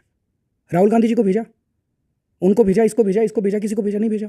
उनके ऊपर भी कितने मुकदमे चल रहे हैं। हमारे 5 बड़े नेताओं को जेल भेज दिया, क्यों? एक रीजन ये हो सकता है कि कुछ लोग कहते हैं कि बीजेपी का असली कंपटीशन आप है, तू डाल डाल में पात पात, सबसे अच्छा बीजेपी को आप लोग समझते हैं। बस ठीक है। आपने मोदी जी को एक जगह कह रहे थे कि उनके पाकिस्तान और टेररिज्म से रिश्ते हैं, ऐसा किसी नेता ने नहीं बोला। तो आपके स्टेटमेंट हो सकता है शायद इससे नाराज हो, या आपको इश्यूज मिल गए हो, वही या आपके जो मसले हो उनको पकड़ लिया हो, या वही बताएंगे, इसके जवाब तो वही दे सकते हैं कि वो केवल हमारे नेताओं को जेल क्यों भेजते हैं। आपने सोचा ये सवाल केवल कभी? हमारे, मैं क्यों सोचूंगा? मैं काम में लगा हुआ हूं, मेरे पास इन चीज़ों के लिए टाइम नहीं है। ज़िंदगी बहुत छोटी है, ज़िंदगी का एक एक पल देश के लिए, समाज के लिए हम कुछ कर पाएँ निस्वार्थ भाव से, यही ज़िंदगी है। अब मैं इसमें पढ़ा रहा हूँ, ये मेरे पे हमले क्यों करा रहे हैं, मेरे को जेल क्यों करें, जो उनको करना है वो बट ये करें। बहुत वो अपनी ज़िंदगी जी रहे शॉकिंग हैं। कोइंसिडेंस है। I was having a start 2013 से। आप क्या कहना चाह रहे मैं हैं? कह रहा था आप पर इतने हमले क्यों? आपको सुरक्षित रखना चाहिए अपने आपको, और कैसे? अपने आप को और सुरक्षित रखना चाहिए, अपने आसपास की टीम को कहना चाहिए कि थोड़ा और ध्यान दें आप पे। और ध्यान दिया करो भाई सब लोग। ठीक है। क्योंकि साल 2013 में प्रेस कॉन्फ्रेंस में, 14 में वाराणसी में, 16 में ऑड इवन में स्याही फेंक दी गई, 18 में सचिवालय में आप पर लाल मिर्च डाली गई, 19 में व्यक्ति गाड़ी चढ़कर थप्पड़ मार गया, 22 में गुजरात गए, वहां भी प्लास्टिक की बोतल आ गई, ग्रेटर कैलाश गए, पानी फेंक दिया गया, 25 में फिर आपकी गाड़ी पर हमला हो गया, जो आपने एलिगेशन लगाया, हालांकि बीजेपी अलग एलिगेशन लगा रही है, हम पुलिस का वेट कर रहे हैं, देखते हैं। लेकिन ये हर साल आप पर हमले हुए, हर इंपॉर्टेंट इलेक्शन में आप पर हमले हुए। अच्छी बात तो नहीं है, बिल्कुल नहीं है, बहुत खराब चीज़ है, जनतंत्र के लिए खराब है। बहुत ज्यादा खराब चीज़ है। ठीक। सहयोग तो नहीं है ना, मतलब सर ये आपके ऊपर आपको पर्सनली टारगेट करने का? वो बताएंगे, आप उनसे पूछिए, मेरे से क्या पूछ रहे हैं? ठीक है। 2019 में आपने केजरीवाल की 10 गारंटी कही थी, कौन कौन से वादे पूरे हो गए? 3 मेन रह गए हैं। एक रह गया ये यमुना वाला, यमुना साफ़ करना, एक रह गया 24 घंटे पानी देने वाला, और एक रह गया सड़कों को शानदार बनाने वाला। ये तीनों मेरे भी ड्रीम है, और मैंने जनता को बोला है कि पहले कोरोना हो गया, उसके बाद इन्होंने जेल का नाटक किया, अगले 5 साल में ये तीनों पूरे करेंगे। पर फिर भी ये वर्क इन प्रोग्रेस है। ठीक है। 2011 में जब आप आए थे तो विमेन सेफ्टी एक बहुत बड़ा इशू था, और आपने कहा था कि 15 लाख सीसीटीवी कैमरे लगवाएंगे। लगवा दिया। आप 15 लाख लगे? 15 लाख नहीं, 4 लाख लगे हैं। ओके। 15 लाख मैंने नंबर दिया था, 4 लाख लगे हैं। आपने और कहा था 4 कि- लाख सीसी, उस टाइम देखिए हम गवर्नेंस में नहीं थे, एक रफ फिगर दी थी, लेकिन आज 4 लाख सीसीटीवी कैमरे से Delhi has the highest density of CCTV cameras in the world. New York से ज़्यादा है, लंदन से ज़्यादा है, टोक्यो से ज़्यादा है, पेरिस से ज़्यादा है। तो हमारे यहाँ 1860 सीसीटीवी कैमरेज पर स्क्वायर माइल है, which is higher than any other city in the world. और ज़रूरत पड़ेगी और भी लगवाएंगे, लेकिन अभी मुझे बताया गया है कि this is sufficient density of CCTV. आपने हेल्थ को लेके कहा, अब जैसे हेल्थ पे मेरा हमेशा ये माना रहता, कोई भी सरकार हो आपको हेल्थ एजुकेशन फ्री करनी चाहिए। हमारे देश में अनफॉर्चुनेट है कि यही सबसे महंगा है। लेकिन इस बीच में जैसे एक सवाल ये आता है, जैसे आतिशी जी का मैं एक इंटरव्यू देख रहा था, शी सेड कि आई नेवर वेंट टू मोहल्ला क्लिनिक। राघव जी की आंख का ऑपरेशन लंदन में हुआ, सत्येंद्र जी बीच में मैक्स में गए थे। आपने क्या स्टेटमेंट दिया था कि हमने इतना हाई क्वालिटी बना दी है कि अपोलो मैक्स में जाने की जरूरत नहीं पड़ेगी। आपको लगता है आप लिव कर रहे हो उस पर? एक आपको कहानी सुनाता हूँ मैं ग्रेटर कैलाश गया पिछले चुनाव के पहले, 2020 का जब चुनाव लड़े थे तो 2019 में 18 में मैं ग्रेटर कैलाश गया, उनकी आरडब्ल्यू ने बुलाया। तो नॉर्मली जब चीफ मिनिस्टर आता है तो उनको सबको लगता है कि कुछ डिमांड्स अपनी रख दो, तो उन्होंने सारा भाषण के बाद फिर उनके आरडब्ल्यू प्रेसिडेंट का नंबर आया बोलने का, तो उसने कहा कि सीएम साहब एक मोहल्ला क्लिनिक बनवा दीजिएगा। मैंने कहा यार आप तो इतने अमीर लोग हैं, आप तो फोर्टिस जाते हैं, अपोलो जाते हैं, मैक्स जाते हैं, आपको मोहल्ला क्लिनिक की क्या ज़रूरत है? कहते नहीं सर बनवा दीजिए। हमने एक बनवा दिया। एक दिन मैं उधर से गुजर रहा था और अगर मैं ये कह के किसी जगह इंस्पेक्शन के लिए जाऊँ, सीएम आ रहा है तो सारा चीज़ें ठीक कर दी जाती हैं। सही बात है। तो मैं सरप्राइज़ इंस्पेक्शन पे गया, मैं वहीं गाड़ी रोकी और मैं अंदर घुस गया। वहाँ पे इतने उनके ड्रेस वगैरह से पता चला था इतने अच्छे अच्छे संभ्रांत परिवारों की महिलाएं और लोग बैठे हुए थे। मैंने उनसे पूछा, मैंने कहा यहाँ क्यों आते हो? कहते हैं ओवर मेडिकेशन नहीं होती है, यहाँ उतना ही दिया जाता है जितनी ज़रूरत होती है। वो कहते हैं डॉक्टर बहुत अच्छा है। मॉनिटरिंग करते हो इसकी आप? हैं मॉनिटरिंग करते हैं, जितने भी मोहल्ला क्लिनिक है उससे चालू चल रहा है। मॉनिटरिंग पे भी आएंगे। तो उन्होंने कहा ओवर मेडिकेशन नहीं होती है, डॉक्टर का बिहेवियर बहुत अच्छा है। और बोला घर से निकलते हैं सामने मोहल्ला क्लिनिक है, यहाँ आ जाते हैं। मोहल्ला क्लिनिक मतलब कॉलोनी के अंदर क्लिनिक है, अदरवाइज आपको हमारा ग्रेटर कैलाश में एक मोहल्ला क्लिनिक बना, फिर दूसरा बना, फिर तीसरा बना, फिर चौथा बना। 4 मोहल्ला क्लिनिक आज ग्रेटर कैलाश में चल रहे हैं, और ग्रेटर कैलाश में तो अमीर लोग ही रहते हैं। स्कूल का एग्जाम्पल देता हूँ। स्कूल की एक क्लास में मैं गया, मैंने पूछा कि आप में से कौन कौन से बच्चे प्राइवेट स्कूल से नाम कटा के आए हैं। 10-12 बच्चों ने हाथ खड़े किए। मैंने उनमें से एक बच्चे से पूछा कि आप कौन से स्कूल में थे, कहाँ से आए हैं? कहते सेंट कोलंबस। सेंट कोलंबस से अगर कोई बच्चा अपना नाम कटा के सरकारी स्कूल में आ रहा है, ये मेरे लिए सबसे बड़ा सर्टिफिकेट है। वो फिर गरीबी के कारण नहीं आ रहा, वो हमारी एजुकेशन फैसिलिटीज़ के कारण आ रहा है, एजुकेशन सिस्टम के कारण आ रहा है। ओके, इस पे तो ये सबसे बड़ी आप भी अपनी कैमरा टीम को लेके ग्रेटर कैलाश जाइएगा और जाके अपने उसे कर लो। अभी कोई और आया था, मेरे को याद नहीं आ रहा, वो बिना हमें बताए हमारे 2-3 स्कूल विजिट करके आया। अगर मुझे बता देंगे तो मैं शायद एक स्कूल में आपको ऐसे में भेजूँ जहाँ सब कुछ ठीक कर दूँ मैं आपके जाने के पहले। आप खुद ही जाइए ना हमारी दिल्ली सरकार के स्कूलों में, जाके देखिए जरा, उससे देश का फायदा होगा। शुभंकर, ये तू मैं गाली गलोच, इस राजनीति से देश का फायदा नहीं होगा। ट्रू, ये बिल्कुल सही बात है। स्कूल एक बहुत सेंसिटिव टॉपिक है। हेल्थ है, स्कूल है, रोड्स है, इंफ्रास्ट्रक्चर है। दिल्ली में अब 24 घंटे बिजली हो गई। आप कब से रह रहे हो दिल्ली में? मैं नोएडा रहता हूँ सर। दिल्ली आ जाओ, नोएडा में बिजली जाती है।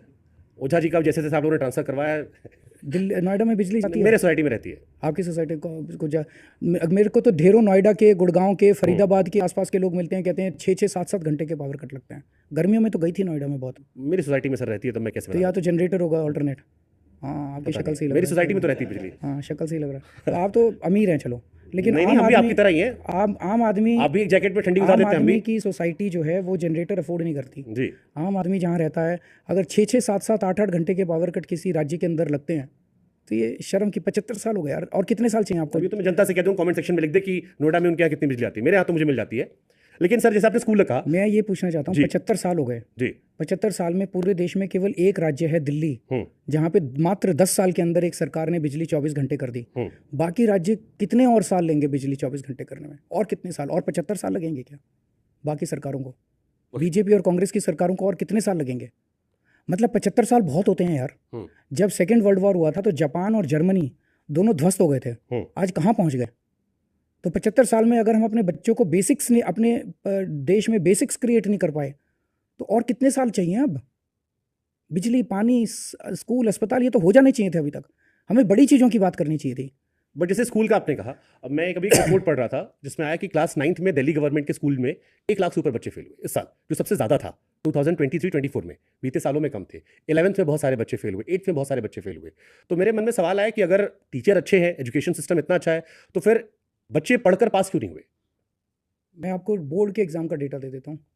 12वीं क्लास का बोर्ड का एग्ज़ाम होता है, वो है मेरे। अगर आप मुझे कहते कि ये मैं आपको 9th का भी पूछूंगा तो मैं तैयारी करके आता कि क्यों हुए। अगर हमारी कोई गलती है हम उसको ठीक करेंगे।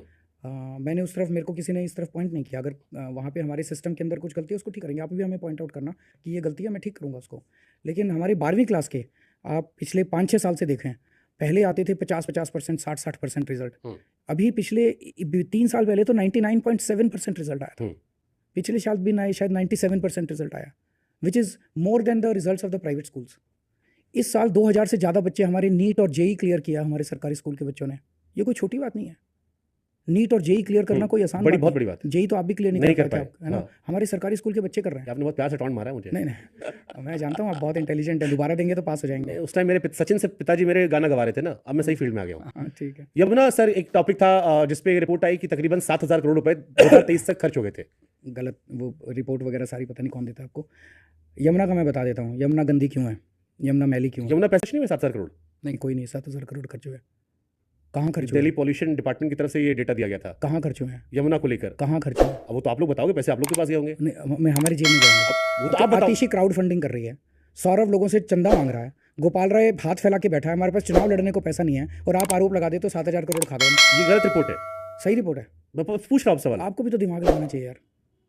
दे हिंदू से लेकर देश के सारे अखबार में खबर छपी सर। क्या किसे 7,000 करोड़ 2023 तक यमुना को लेकर जो पैसा बजट दिया गया था 7,000 करोड़। हाँ तो ये आपको लगता है, मुझे नहीं पता रिपोर्ट क्या थी, रिपोर्ट में पढ़ूंगा तो उसकी डिटेल्स, पर 7,000 करोड़ केजरीवाल खा गया, ये सही है? नहीं, ये खा नहीं गया, इतना खर्च हुआ। कहाँ खर्च हुआ? अब ये तो आप लोग बताओ, सरकार आपकी है। तो आपको ये क्वेश्चन पूछना चाहिए था ना भी कहाँ खर्च हुआ। मैं आपको बताता हूँ कैसे, क्या यमुना गंदी क्यों है और कैसे साफ होगी। साफ क्यों नहीं हुई पहले ये बता दीजिए। साफ होगी, उसमें साफ क्यों नहीं हुई वो भी आ जाएगा जी। तो यमुना में दिल्ली में 1792 है, 1792 कच्ची कॉलोनियाँ हैं। इन कच्ची कॉलोनियों में मोस्टली पूर्वांचल के लोग आके रहते हैं, गरीब लोग आके रहते हैं, क्योंकि डीडीए को दिल्ली के अंदर कॉलोनीज बनानी थी, घर बनाने थे। डीडीए फेल हो गया। डीडीए शुरू से सेंट्रल गवर्नमेंट के अंडर में है, डीडीए ने सफिशिएंट घर नहीं बनाए। दिल्ली बीइंग कैपिटल सिटी और Delhi being little prosperous city, बहुत बड़ी संख्या में लोग दिल्ली आते हैं आसपास के राज्यों से। जब वो दिल्ली आते हैं तो वो अपने लिए, मोस्टली लोग स्टूडेंट्स होते हैं या जॉब की उसमें सर्च में आते हैं। यहाँ उनको घर नहीं मिलता, तो जब घर नहीं मिलता, डिमांड है, सप्लाई नहीं थी, तो बहुत सारे कच्ची कॉलोनी मतलब इरेगुलर इलेजिटिमेट कॉलोनीज बनती गई दिल्ली के अंदर। आज एक एस्टिमेट है कि 50 से 60% दिल्ली कच्ची कॉलोनी में रहती है। उन कच्ची कॉलोनियों में, चूंकि ये इलीगल कॉलोनीज थी, हमारी सरकार बनने के पहले कोई डेवलपमेंट नहीं हो सकता था। सरकारी पैसा लग ही नहीं सकता था वहाँ, क्योंकि इलीगल कॉलोनी है। ना सड़कें थी, ना पानी था, ना सीवर था, कोई फैसिलिटी नहीं थी वहाँ पे। जिंदगी जो है वो मतलब नरक थी बिल्कुल। हमने आने के बाद उसमें सुप्रीम कोर्ट का कोई ऑर्डर की अड़चन थी, सेंट्रल गवर्नमेंट के ऑर्डर्स थे कि यहाँ विकास नहीं हो सकता। हमने उन सारी अड़चनों को पार किया। जो अड़चनें आप छोटी मोटी अभी बता रहे थे, जब इतनी बड़ी अड़चनें पार कर ली तो ये भी कर लेंगे जो आप कह रहे हो। उन अड़चनों को पार करके 2015 से हमने कच्ची कॉलोनियों में विकास शुरू किया। हमने वहाँ पानी की फैसिलिटीज़ दी, हमने सारी सड़कें बन गई हैं लगभग। 1650 कॉलोनियों में पानी की पाइपलाइन बिछ गई है, सीवर की पाइपलाइन बिछ गई है। इन कच्ची कॉलोनियों से जो मल निकलता था डेली, सीवर निकलता था, वो नालियों में जाता था और नालियों के ज़रिए सीधा यमुना में जाता था। ये एक बहुत बड़ा कारण था दिल्ली में यमुना के गंदा होने का। ये सारा, अब हमने सारी कच्ची कॉलोनी में सीवर की पाइपलाइन बिछा दी है, नेटवर्क बन गया है। उस नेटवर्क से अब सीवर जो है वो, जो रह गया पार्ट, पिछले 10 साल में हमने ये सारा सीवर नेटवर्क तो बिछा दिया 1792 कॉलोनियों के अंदर। कुछ कॉलोनियाँ रह गई जहाँ पे नहीं हो सकता, बिकॉज ऑफ ASI की कॉलोनीज़ हैं, फॉरेस्ट की कॉलोनीज़ हैं, वहाँ करीब 100 के करीब कॉलोनी है, बस लगभग 1650-1700 कॉलोनी में सीवर का नेटवर्क बन गया। इस सीवर को अब सीवेज ट्रीटमेंट प्लांट में लेके जाएंगे हम। सीवेज ट्रीटमेंट प्लांट की कैपेसिटी बढ़ाने का प्रोसेस चालू हो गया। नए सीवेज ट्रीटमेंट प्लांट बन रहे हैं और पुराने सीवेज ट्रीटमेंट प्लांट्स जो हैं उनका अपग्रेडेशन चल रहा है, उनकी कैपेसिटी 1.5 टाइम्स कर रहे हैं। तो ये सारा सीवेज अब सीवेज ट्रीटमेंट प्लांट में जाएगा। सीवेज ट्रीटमेंट प्लांट से पानी साफ होकर फिर यमुना में डलेगा, तो यमुना साफ हो जाएगी। तो अभी काम इतना हुआ है कि सीवेज नेटवर्क बन गया है। जो एग्जिस्टिंग सीवेज ट्रीटमेंट प्लांट्स हैं, इनकी कैपेसिटी अपग्रेडेशन चल रहा है, 2-3 साल लगेंगे इसमें, और फिर यहाँ से पानी साफ होकर जाएगा। तो आपका 7,000 करोड़, मेरे को फिगर्स नहीं पता, लेकिन जो भी पैसा भी खर्च हुआ है वो यहाँ पे सीवेज ट्रीटमेंट का सीवेज का पूरा नेटवर्क बनाने में। और एक हमने किया है कि बड़े बड़े सीवेज ट्रीटमेंट प्लांट बनाने की बजाय डिसेंट्रलाइज्ड सीवेज ट्रीटमेंट, छोटे छोटे प्लांट्स हमने कई सारे नजफगढ़ की तरफ हमने लगाए हैं। आपके एक्सपीरियंस से आपका क्या अनुमान लग रहा है कि कब तक आप वो जो इस टर्म में स्वर्ग वाली फीलिंग वहाँ दिखती है, जो वायरल होती है, झाग आता है, वो हट जाएगा? इस टर्म में कर लेंगे, इस टर्म में कर देंगे। 2013 में फर्स्ट टाइम आपने कहा था यमुना साफ करने? नहीं, 13 में नहीं कहा था, 20 में मैंने लिख के दिया। 15 में भी कहा सर? 20 में कहा था। 15 में कहा सर, वीडियो। अच्छा चलो 15 में कहा, उसमें लड़ने की क्या जरूरत है? आपने कहा था पिकनिक बनाने जाएंगे यहाँ पे लोग, हाँ। बच्चे यहाँ पर अपने पेरेंट्स के साथ पिकनिक बनाने जाएंगे। इस टर्म में कर देंगे, इस टर्म में। एक चीज़ आपको मैंने सारा समझा दिया है, हमारे पास प्लानिंग है, हमारे पास पैसा है, उनके पास ना प्लानिंग। तो फिर आप लोग मोदी जी से दोस्ती क्यों नहीं कर लेते हो? आप करा दो यार प्लीज। आप लोग क्यों लड़ाई झगड़ा करके बैठे हो? प्लीज करा दीजिए। एलजी साहब तो कह रहे थे कि आतिशी जी देखो कितना अच्छा काम कर रही है, दोस्ती कर ली उन्होंने। प्लीज करा दीजिए, प्लीज़ करा कहाँ इशू फंस रहा है? Ego clash? बिल्कुल नहीं है। जो आप कहेंगे हम वो करने को तैयार हैं। आप कहेंगे इनके पैरों में पड़ो, पैरों में अब पड़ो। आप उनको टेररिस्ट कहते हो, टेररिस्ट करेक्शन उनके है, तो कैसे दोस्ती करेंगे आपसे वो? जो मेरा कोई स्टेटमेंट बता रहे हो, अब मैंने ऐसा बोला वैसा बोला, मुझे नहीं पता क्या कौन सा स्टेटमेंट था और किस कॉन्टेक्स्ट में बोला गया था। मैं आपसे बता लेकिन दूंगा मैं। नहीं, कोई जरूरत नहीं, आई डोंट, इसीलिए तो मैं कह रहा हूँ आपके जो प्रश्न है ना उससे जनता का कोई लेना देना मैंने नहीं है। अरे मैंने दोस्ती केजरीवाल करवाने की ने बात की सर। तो आप करा दो, तो मैं तो कह रहा हूँ उसी पे बात आओ ना। तो आप ऐसे स्टेटमेंट तो दोस्ती कैसे होगी? अगर आप ऐसी दोस्ती कराओ कि हम उनको क्वेश्चन नहीं करेंगे, क्वेश्चन तो करेंगे हम। टैंकर माफिया, एक और क्वेश्चन। 2013 में आप आए, टैंकर माफिया को आपने बहुत बड़ा कहा कि ये बहुत खराब सिस्टम है, आज़ादी के बाद चल रहा है। अभी 6-8 महीने पहले देश के एक बड़े चैनल ने एक स्टिंग ऑपरेशन किया जहां पर दिखाया कि अगर आप 3000 रुपए देते हैं तो पानी आपके घर तक पहुंच सकता है, और टैंकर अभी भी एग्जिस्ट करता है। गर्मियों में लोग पीछे पीछे भागते हैं। ये प्रॉब्लम क्यों सॉल्व नहीं हो पाई सर? दो आपके उसमें क्वेश्चन हैं। जब हमारी सरकार बनी थी दिल्ली में 50 से 60% दिल्ली पानी की पाइपलाइन से कनेक्टेड थी। 40% दिल्ली को पानी नहीं मिल, जो मैंने कहा ना कि कच्ची कॉलोनियों में तो पानी की पाइपलाइन ही नहीं थी जितनी कच्ची, एंड 60% दिल्ली स्टेज इन कच्ची कॉलोनी। अभी भी मैंने बताया था आपको कि 60% दिल्ली कच्ची कॉलोनी में रहती, वहाँ पानी की पाइपलाइन ही नहीं थी, वहाँ टैंकर से पानी जाता था। तो अगर 60% दिल्ली में टैंकर से पानी जाता था तो टैंकर माफिया था। आज 97% दिल्ली में पानी की पाइपलाइन पड़ चुकी है, पर 3-4% पानी दिल्ली अभी भी ऐसी है जहाँ पे अभी जाना है, वहाँ आज भी टैंकर से पानी जाता है। पर टैंकर माफिया जो होता था वो अब एग्जिस्ट नहीं करता। 1 मिनट। दूसरा, जब गर्मियाँ आती हैं, इस साल की गर्मियाँ वॉज एक्स्ट्रॉर्डनरी। एक तो गर्मी बहुत ज़्यादा पड़ी, इस बार 50 डिग्री सेंटीग्रेड हो गया था। दूसरा, एन गर्मी के वक्त हरियाणा ने दिल्ली का पानी रोक दिया, तो एक आर्टिफिशियल स्कैसिटी क्रिएट हो गई। और जब आर्टिफिशियल स्कैसिटी क्रिएट होती है तो उसमें ये सारा माफिया ही जो है वो, तो उस वक्त जब आर्टिफिशियल स्कैसिटी क्रिएट हो गई, जब हरियाणा ने पानी रोक दिया, दिल्ली के पास अपना पानी तो है नहीं, हरियाणा से आता है और यूपी से आता है, तो अगर हरियाणा अपना पानी रोक देगा तो लोग कहाँ जाएंगे? तो वो उस टाइम वो टेम्परेरी बेसिस के ऊपर एक वो हुआ था कि सारे प्राइवेट वाले आ गए, आसपास के स्टेट से भी टैंकर माफिया आ गया और they made a killing at that time for a few days. मैं जेल में था, पर वहाँ पे मैं देखता था कि उस टाइम बड़ी अफरा तफरी। पर मोटे मोटे तौर पे मैं बता दूं कि जो पहले 60% दिल्ली में टैंकर जाता था वो अब 3 या 4% है, वो भी अब कर देंगे, जो बचा हुआ उसको भी कर देंगे। अब एक मिंटो ब्रिज सर, हर बार बरसात पे पानी भर जाता है, पिछले 2-3 साल से नहीं हो रहा। एक ये बड़ा इशू था। दूसरा पोल्यूशन का, 2-3 साल से नहीं हो रहा। पंजाब में भी आपकी गवर्नमेंट आ गई, आप पहले कहते थे पोल्यूशन, पॉल्यूशन, रोड ट्रैफिक, सड़क पे गड्ढे, ये भी एक बड़े दिल्ली के सड़क इश्यूज के हैं। गड्ढे तो ठीक कर दिए, लेकिन सड़कों को बरसात में सर कई जहाँ बहुत बड़ी गड़बड़ स्थिति आती है वो सर। ठीक कर दिए, काफ़ी ठीक कर दिए। मैं जब जेल में था तो इन्होंने रेगुलर मेंटेनेंस भी इन लोगों ने बंद करा दी थी। आने के बाद मैंने काफ़ी युद्ध स्तर के ऊपर सड़कों के गड्ढे तो काफ़ी ठीक करा दिए, कुछ बचे हैं वो भी कर देंगे। लेकिन जो पोल्यूशन है, पोल्यूशन टीवी स्टूडियो के अंदर सॉल्व नहीं हो सकता है। सही बात है, बिल्कुल तो तुम मैं करके नहीं हो सकते, फिंगर पॉइंटिंग से नहीं हो सकते। जैसे जब कोरोना आया था, कोरोना में केंद्र सरकार ने लीड ली, प्रधानमंत्री जी ने लीड ली, वो हम सारे मुख्यमंत्रियों की हर 15 दिन में मीटिंग लेते थे, गाइडलाइंस जारी करते थे। कोरोना सॉल्व हुआ ना। कोरोना में अगर हम ये करते, केजरीवाल जी आप कोरोना ठीक क्यों नहीं करे, तो corona was not Delhi specific problem, corona was a universal problem. वो नेशनल लेवल पे सॉल्व हो सकती थी और नेशनल लेवल पे सॉल्व हुई कोरोना की प्रॉब्लम। पोल्यूशन जो है ये पूरे नॉर्थ इंडिया की, तो क्या वेस्ट इंडिया में भी, बॉम्बे में पोल्यूशन है, वो केजरीवाल ने कर दिया। यूपी में पोल्यूशन है, वो केजरीवाल ने कर दिया। बनारस में पोल्यूशन है, वो केजरीवाल ने कर दिया। मध्य प्रदेश में पराली जल रही है, वो केजरीवाल जला रहा है। राजस्थान में पराली जल रही है, हरियाणा में पराली जल रही है, पंजाब में पराली जल रही है, यूपी में पराली जल रही है, केजरीवाल करा रहा है। तो let us not point finger and let us not trivialise the issues. पराली एक बड़ा प्रॉब्लम बन गई है और पराली के बहुत सारे समाधान हैं। पराली से गत्ता बन सकता है, पराली से कोयला बन सकता है, पराली से गैस बन सकती है। पराली कैन एक्चुअली, जो आज लाइबिलिटी बनी हुई है, parali can create huge amount of jobs और बड़ी बड़ी इंडस्ट्री लग सकती हैं। Parali can contribute to the GDP of the country. इसमें सेंटर को, सारे इस रीजन को, नॉर्दर्न और मिडल और वेस्ट इंडिया को, सबको लेके प्रधानमंत्री जी अगर सबकी मीटिंग 15-15 दिन में लेना चालू करें, इस प्रॉब्लम से निदान पाया जा सकता है। पंजाब का आपने कहा तो मैं एक डेटा दे दूं, पंजाब में 2022 में हमारी सरकार बनी थी, 2021 में there 70,000 farm fires, this year there 8,000 farm fires. We are doing our best but we alone can not do it. ठीक है, ये है, लेकिन क्योंकि आपने इतने बोल्ड प्रेडिक्शन की थी शायद इसलिए आप पे क्वेश्चन ज्यादा करते हैं लोग। तो बोल्ड प्रेडिक्शन करना कौन सी गलत बात है यार? आप बड़े कॉन्फिडेंस से कहते हो सर, ये मेरे पास फॉर्मूला 5 साल में कर दूंगा, तो 5 साल बाद लोग क्वेश्चन कर लेते हैं। 80,000 फार्म फायर से अगर हम 8,000 पे ले आए तो बाकी स्टेट्स भी कर सकते हैं, हरियाणा भी कर सकता है, राजस्थान भी कर सकता है, यूपी भी कर सकता है। अब दिल्ली में हवा केवल पंजाब से नहीं आ रही, यूपी से भी आ रही है, हरियाणा से भी आ रही है, सब जगह से आ रही है। एक और आप पर क्वेश्चन है कि आम आदमी पार्टी, जैसे स्कूल का हुआ, कॉलेज का हुआ, या आपने पराली की बात की, बाकी जितने भी आप इश्यूज हाईलाइट करो कि हमने किया, that's part of good PR also, क्योंकि आप पर एक आरोप लगता है बहुत एडवर्टाइजमेंट होता है। जैसे पराली का आपने जिक्र किया, तो एक रिपोर्ट आई थी कि 60 लाख रुपए शायद खर्च कर दिए गए थे इसका प्रचार प्रसार करने, कैसे समस्या दूर की जाए। आपने एक बच्चों को एक करना नहीं चाहिए। हमने एक पायलट किया, पायलट कौन से गांव में किया था? हमने साउथ दिल्ली में कहीं जाके किया था एक पायलट, एक गांव में। It was successful. उसके बाद हमने प्रचार किया, हमने दिल्ली के सारे किसानों को कहा कि आप भी आओ और इसको यूज़ करो और पराली मत जलाओ, उसको खूब एग्रेसिव प्रचार किया। तो क्या गलत किया? ये तो होना ही चाहिए। अगर एक पायलट सक्सेसफुल होता है, उसको आप जन जन तक कैसे ले जाओगे? प्रचार से ही तो ले जाओगे, और कैसे ले जाओगे बताओ? हमारा शायद कितना है, 150-200 करोड़ का हमारा टोटल बजट है ऐड का। कोई राज्य बता दो पूरे देश में जिसका हमसे कम हो। मैंने दिल्ली का देखा था, शीला दीक्षित जी का जो था 2012-13 में। शीला दीक्षित जी हमसे 10 साल पहले थी, तो वही बता रहा हूँ। तो शीला से कंपेयर मत करो ना, मध्य प्रदेश से कंपेयर करो हमारा अभी प्रेजेंट का। That's half state. तो हमारे बराबर कौन सा? 3 करोड़ जनसंख्या है दिल्ली की। 3 करोड़ जनसंख्या, कोई जो स्टेट ले लो जो 3 करोड़ जनसंख्या वाला, उससे कंपेयर करो।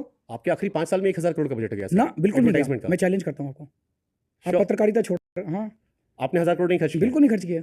कितने पैसे खर्च किया आपने? हमारे 500 करोड़ का तो आपका वीडियो है 150 कि 500 करोड़ हमने इस सेशन 150-200 करोड़ 22-23 में रुपया शायद आपने खर्च साल, किए थे। 150-200 करोड़ रुपया साल का खर्च होता है हमारा। 22-23 में ज्यादा हुआ है सर। कोरोना में हो सकता है, कोरोना के दौरान तो फैलाना था ना कि भाई आप अपने ख्याल रखिए। कोरोना के दौरान तो केंद्र सरकार ने भी बहुत किया। आप जेल में थे? आप ऐसा क्या नहीं। Shivshankar ji are trivialising? No no sir, not at all. मैं तो चाहता हूँ कि आप अपने दिल की बात रख दे ताकि लोगों तक पहुंच जाए। मेरी दिल की बात है कि जनता को सुकून मिले। जनता को महंगाई से मैंने छुटकारा दिलाया दिल्ली के अंदर। जनता के लिए अच्छे स्कूल बनाए हैं, अच्छे अस्पताल बनाए हैं, अच्छी सड़कें बना रहा हूँ, अच्छा बिजली का इंतजाम कर दिया, अच्छा पानी का। मैं एक्चुअली बड़ा बोरिंग आदमी हूँ। मेरे से बात करोगे ना, नहीं सुनो, मेरे से बात करोगे मेरे पास 4 ही चीज़ें कहने को। शिक्षा, स्वास्थ्य, बिजली, पानी। शिक्षा, स्वास्थ्य, बिजली, पानी, शिक्षा, स्वास्थ्य। मैं बस वही रटता रहता हूँ, वही करा मैंने। महंगाई से छुटकारा दिला दिया। जेल के टाइम जो फ्री भी थे वो फ्री भी कर दिए मैंने, जनता को राहत दे दी। बस यही है। हो गया। अब इतनी राजनीति है मेरी। इन लोगों की बड़ी मिर्च मसाले वाली राजनीति है, उसमें आप लोगों को सबको मजा आता है, जनता को उनसे कोई लेना देना नहीं है यार। ठीक है। जेल में क्योंकि आप 5-6 महीने रहे, टाइम कैसे हो रहा? क्योंकि मैंने कहीं सुना आप गीता पढ़ रहे थे शायद। हाँ, गीता क्या सीखा आपने गीता पढ़ के? गीता अच्छी किताब है, आप भी पढ़िएगा, शांति मिलती है। कैसा टाइम था वो? क्योंकि आप तो दिन भर हजारों की भीड़ में रहने वाले व्यक्ति, आप लोगों ने कहा कि वहां पर आपको अकेला छोड़ दिया गया, बात करने को नहीं था। मनीष जी इधर थे, मनीष जी का वीडियो देख रहा था मैं कि आई विश ये दीवार ना होती तो मैं कम से कम बात कर लेता इधर। तो वो अकेलापन कैसे काट रहे थे आप लोग? गीता पढ़ के काट रहे थे, मेडिटेशन करके काट रहे थे। क्या सीखा जेल जाने से? जेल कुछ सीखने नहीं गए थे, कहते हैं लोग मजबूत इन्होंने जबरदस्ती भेजा था जेल। बट वो एक्सपीरियंस कुछ तो सिखाता है सर हर बार। नहीं सिखाता है, स्ट्रॉन्ग करता है, आदमी को मजबूत करता है, आगे की बड़ी बड़ी चुनौतियों के लिए तैयार करता है। कई टूटे थे? क्या चीज़? जेल में कभी टूटे थे किसी मोमेंट पे? नहीं, टूटना किस लिए? वीक हुए थे? नहीं, बिल्कुल नहीं। कभी रोए थे? नहीं।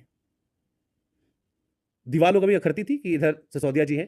क्योंकि नहीं, हमें ये पता था कि हमने कोई गलत काम नहीं किया, तो आज नहीं तो कल, कल नहीं तो परसों बाहर आ ही जाएंगे। अगर गलत काम किया होता तो फिर बीजेपी में जाना पड़ता।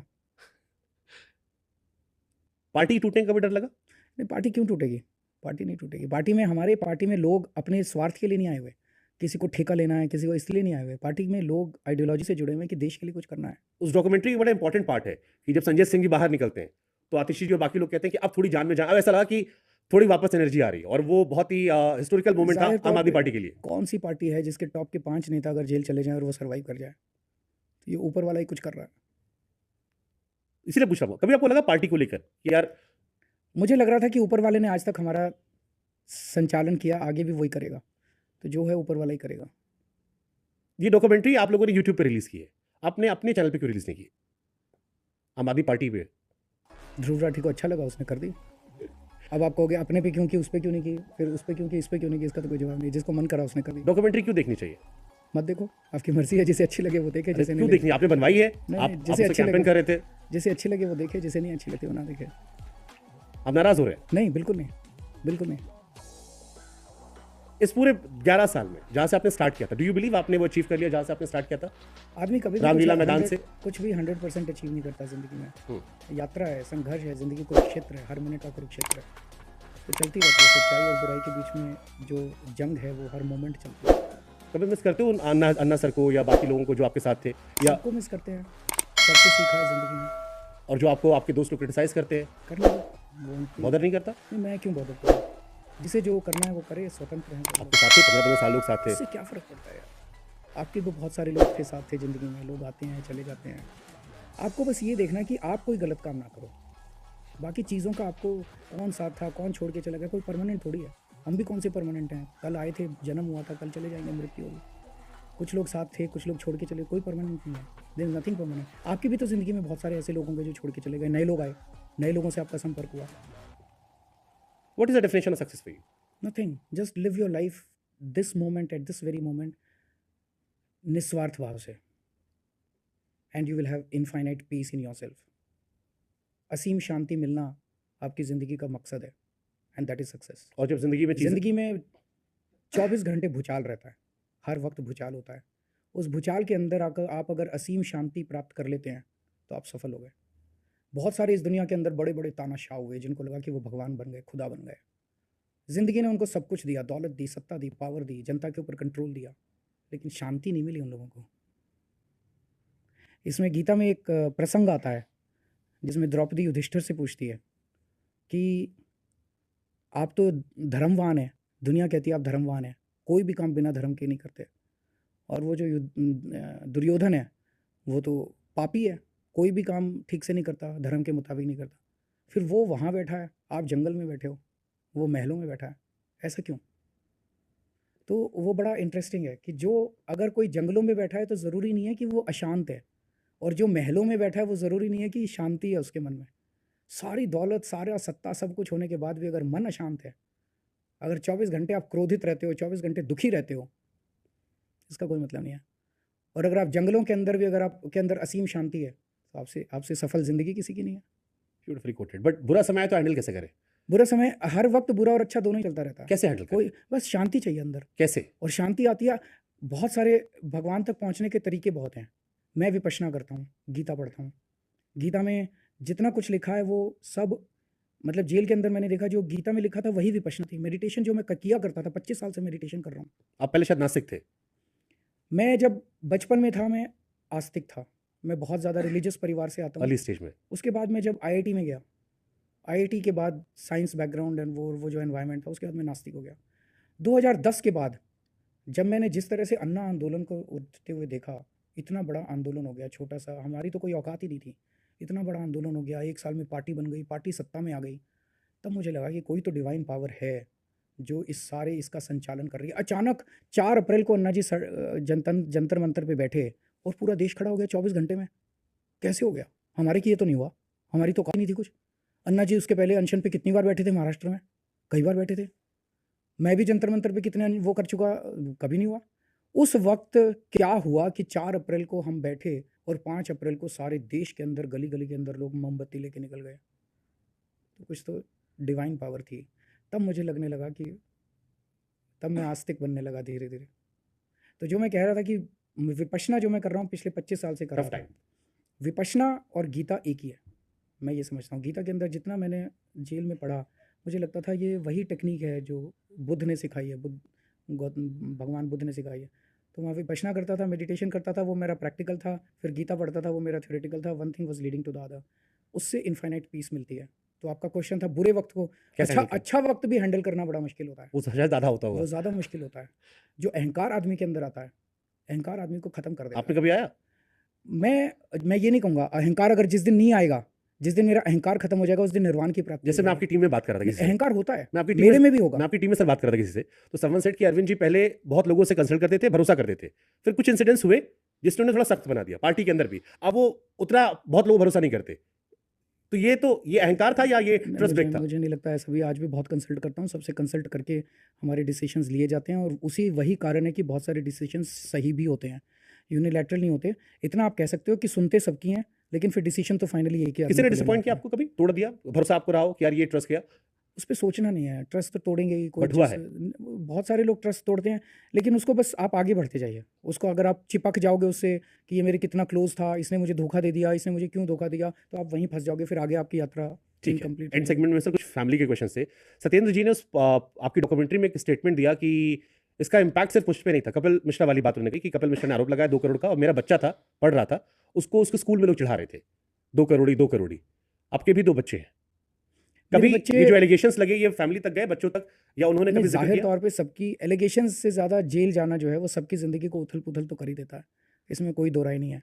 और स्पेशली मेरी वाइफ के लिए तो बहुत ज़्यादा वो था, ट्रॉमेटिक था। उसको पार्टी भी हैंडल करनी पड़ गई, घर भी एंकर करना पड़ा, बूढ़े माँ बाप हैं उनकी भी देखभाल करनी पड़ती है, और उसके ऊपर ढेर सारी जिम्मेदारियाँ आ गई।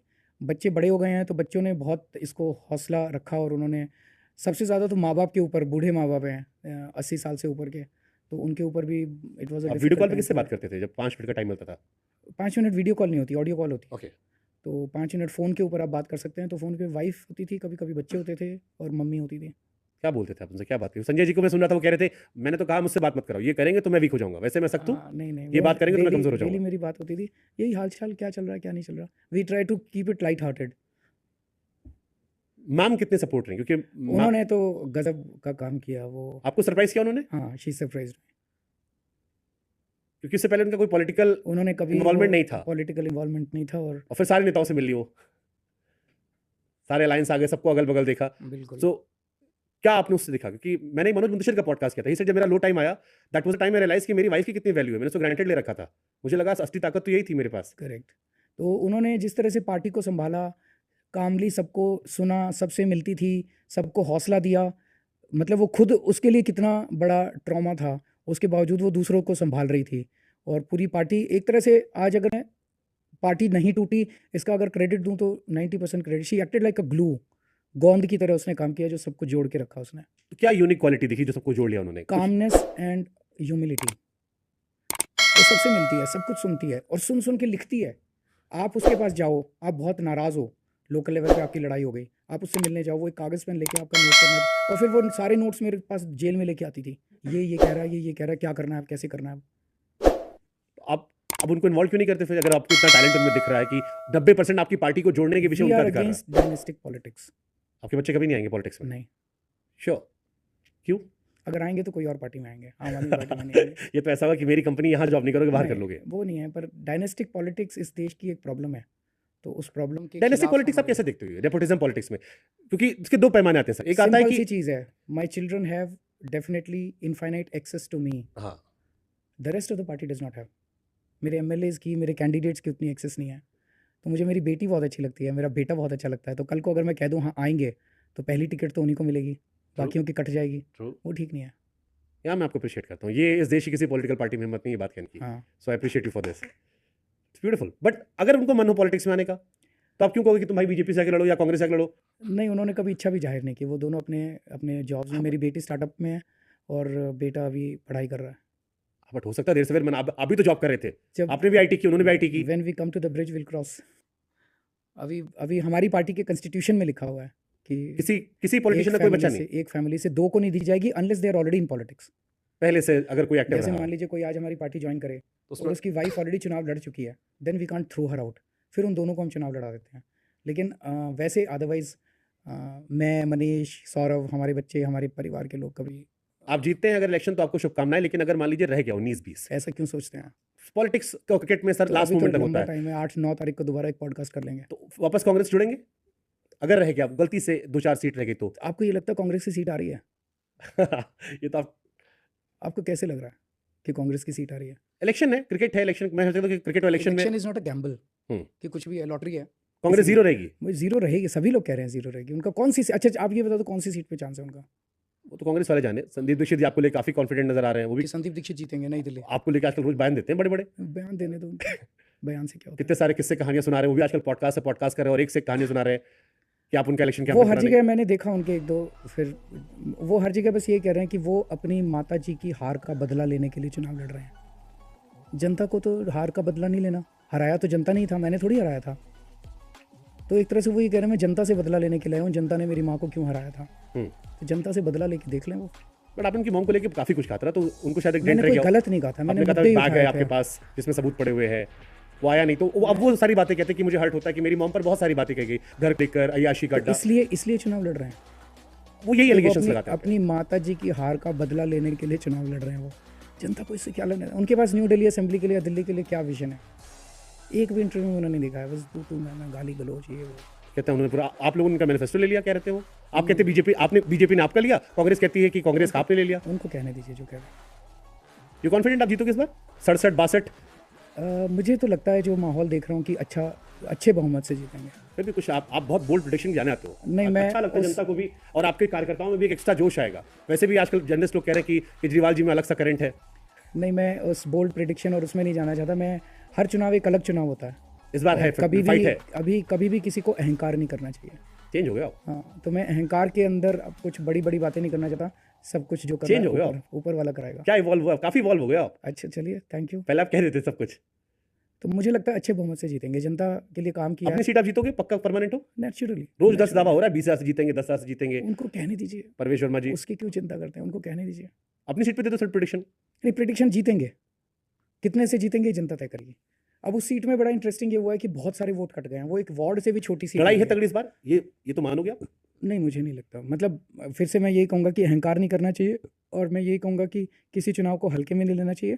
हम पूरी शिद्दत से चुनाव लड़ रहे हैं, पूरी पार्टी लड़ रही है, हर कैंडिडेट लड़ रहा है, और मैं समझता हूँ कि अच्छा नतीजा आएगा। लास्ट क्वेश्चन, आज के केजरीवाल जी को, यंग केजरीवाल को एडवाइस करना हो, क्या एडवाइस करेंगे? कोई एडवाइस नहीं, वो भी ठीक था, ये भी ठीक है। अरे वो वो उस तो दौर का केजरीवाल था, ये इस दौर का केजरीवाल है। बट वो पुरानी बातें याद नहीं आती सर, कि आप जमीन पे आप लेटे थे पेपर बिछा के, बिजली कनेक्शन काट दे रहे तो थे, आज से 10 साल बाद ये वाली बातें याद आएंगी। जिंदगी में पुरानी बातें तो याद आती हैं। और आपको चेज नहीं करते लोग, वो कसम वसम पे, बच्चों की कसम, बाकी चीजों पे लोग? किसी ने नहीं कहा, घर पे कभी बच्चों ने नहीं कहा कि आपने कसम खा ली थी? नहीं, मैंने जनता से ही पूछा था उसके बाद, जो आप इंसिडेंट बता रहे हैं, क्योंकि वहां पे चिपक गया, मतलब एक कोई नहीं चिपका। देश के ये- बाकी हिस्सों में आप जाओगे। ना, किसी ने नहीं पूछा, एक आदमी ने नहीं पूछा। मैं तो सारा दिन जनता में रहता मैंने हूँ, प्रशांत किशोर का- डिबेट्स के अलावा, या आपकी जो बिरादरी है, इन लोगों के अलावा, डिबेट्स के अलावा ये मुद्दा ही नहीं है। मैंने प्रशांत किशोर से पॉडकास्ट किया, कोई सवाल पूछा, कहा मेरा मन कर रहा है मैं कसम खा लूं, लेकिन कसम खा लूंगा फिर आपको क्या, अरविंद केजरीवाल जी है इसलिए बच्चों को कसम नहीं खा रहा मैं। उनको कहने दीजिए जो कह रहे हैं। जनता को अपनी ज़िंदगी चलानी है, जनता को अपना काम करना है, जनता के अपने दिन ब दिन के जो इश्यूज़ हैं, जनता के लिए वही इश्यूज़ हैं।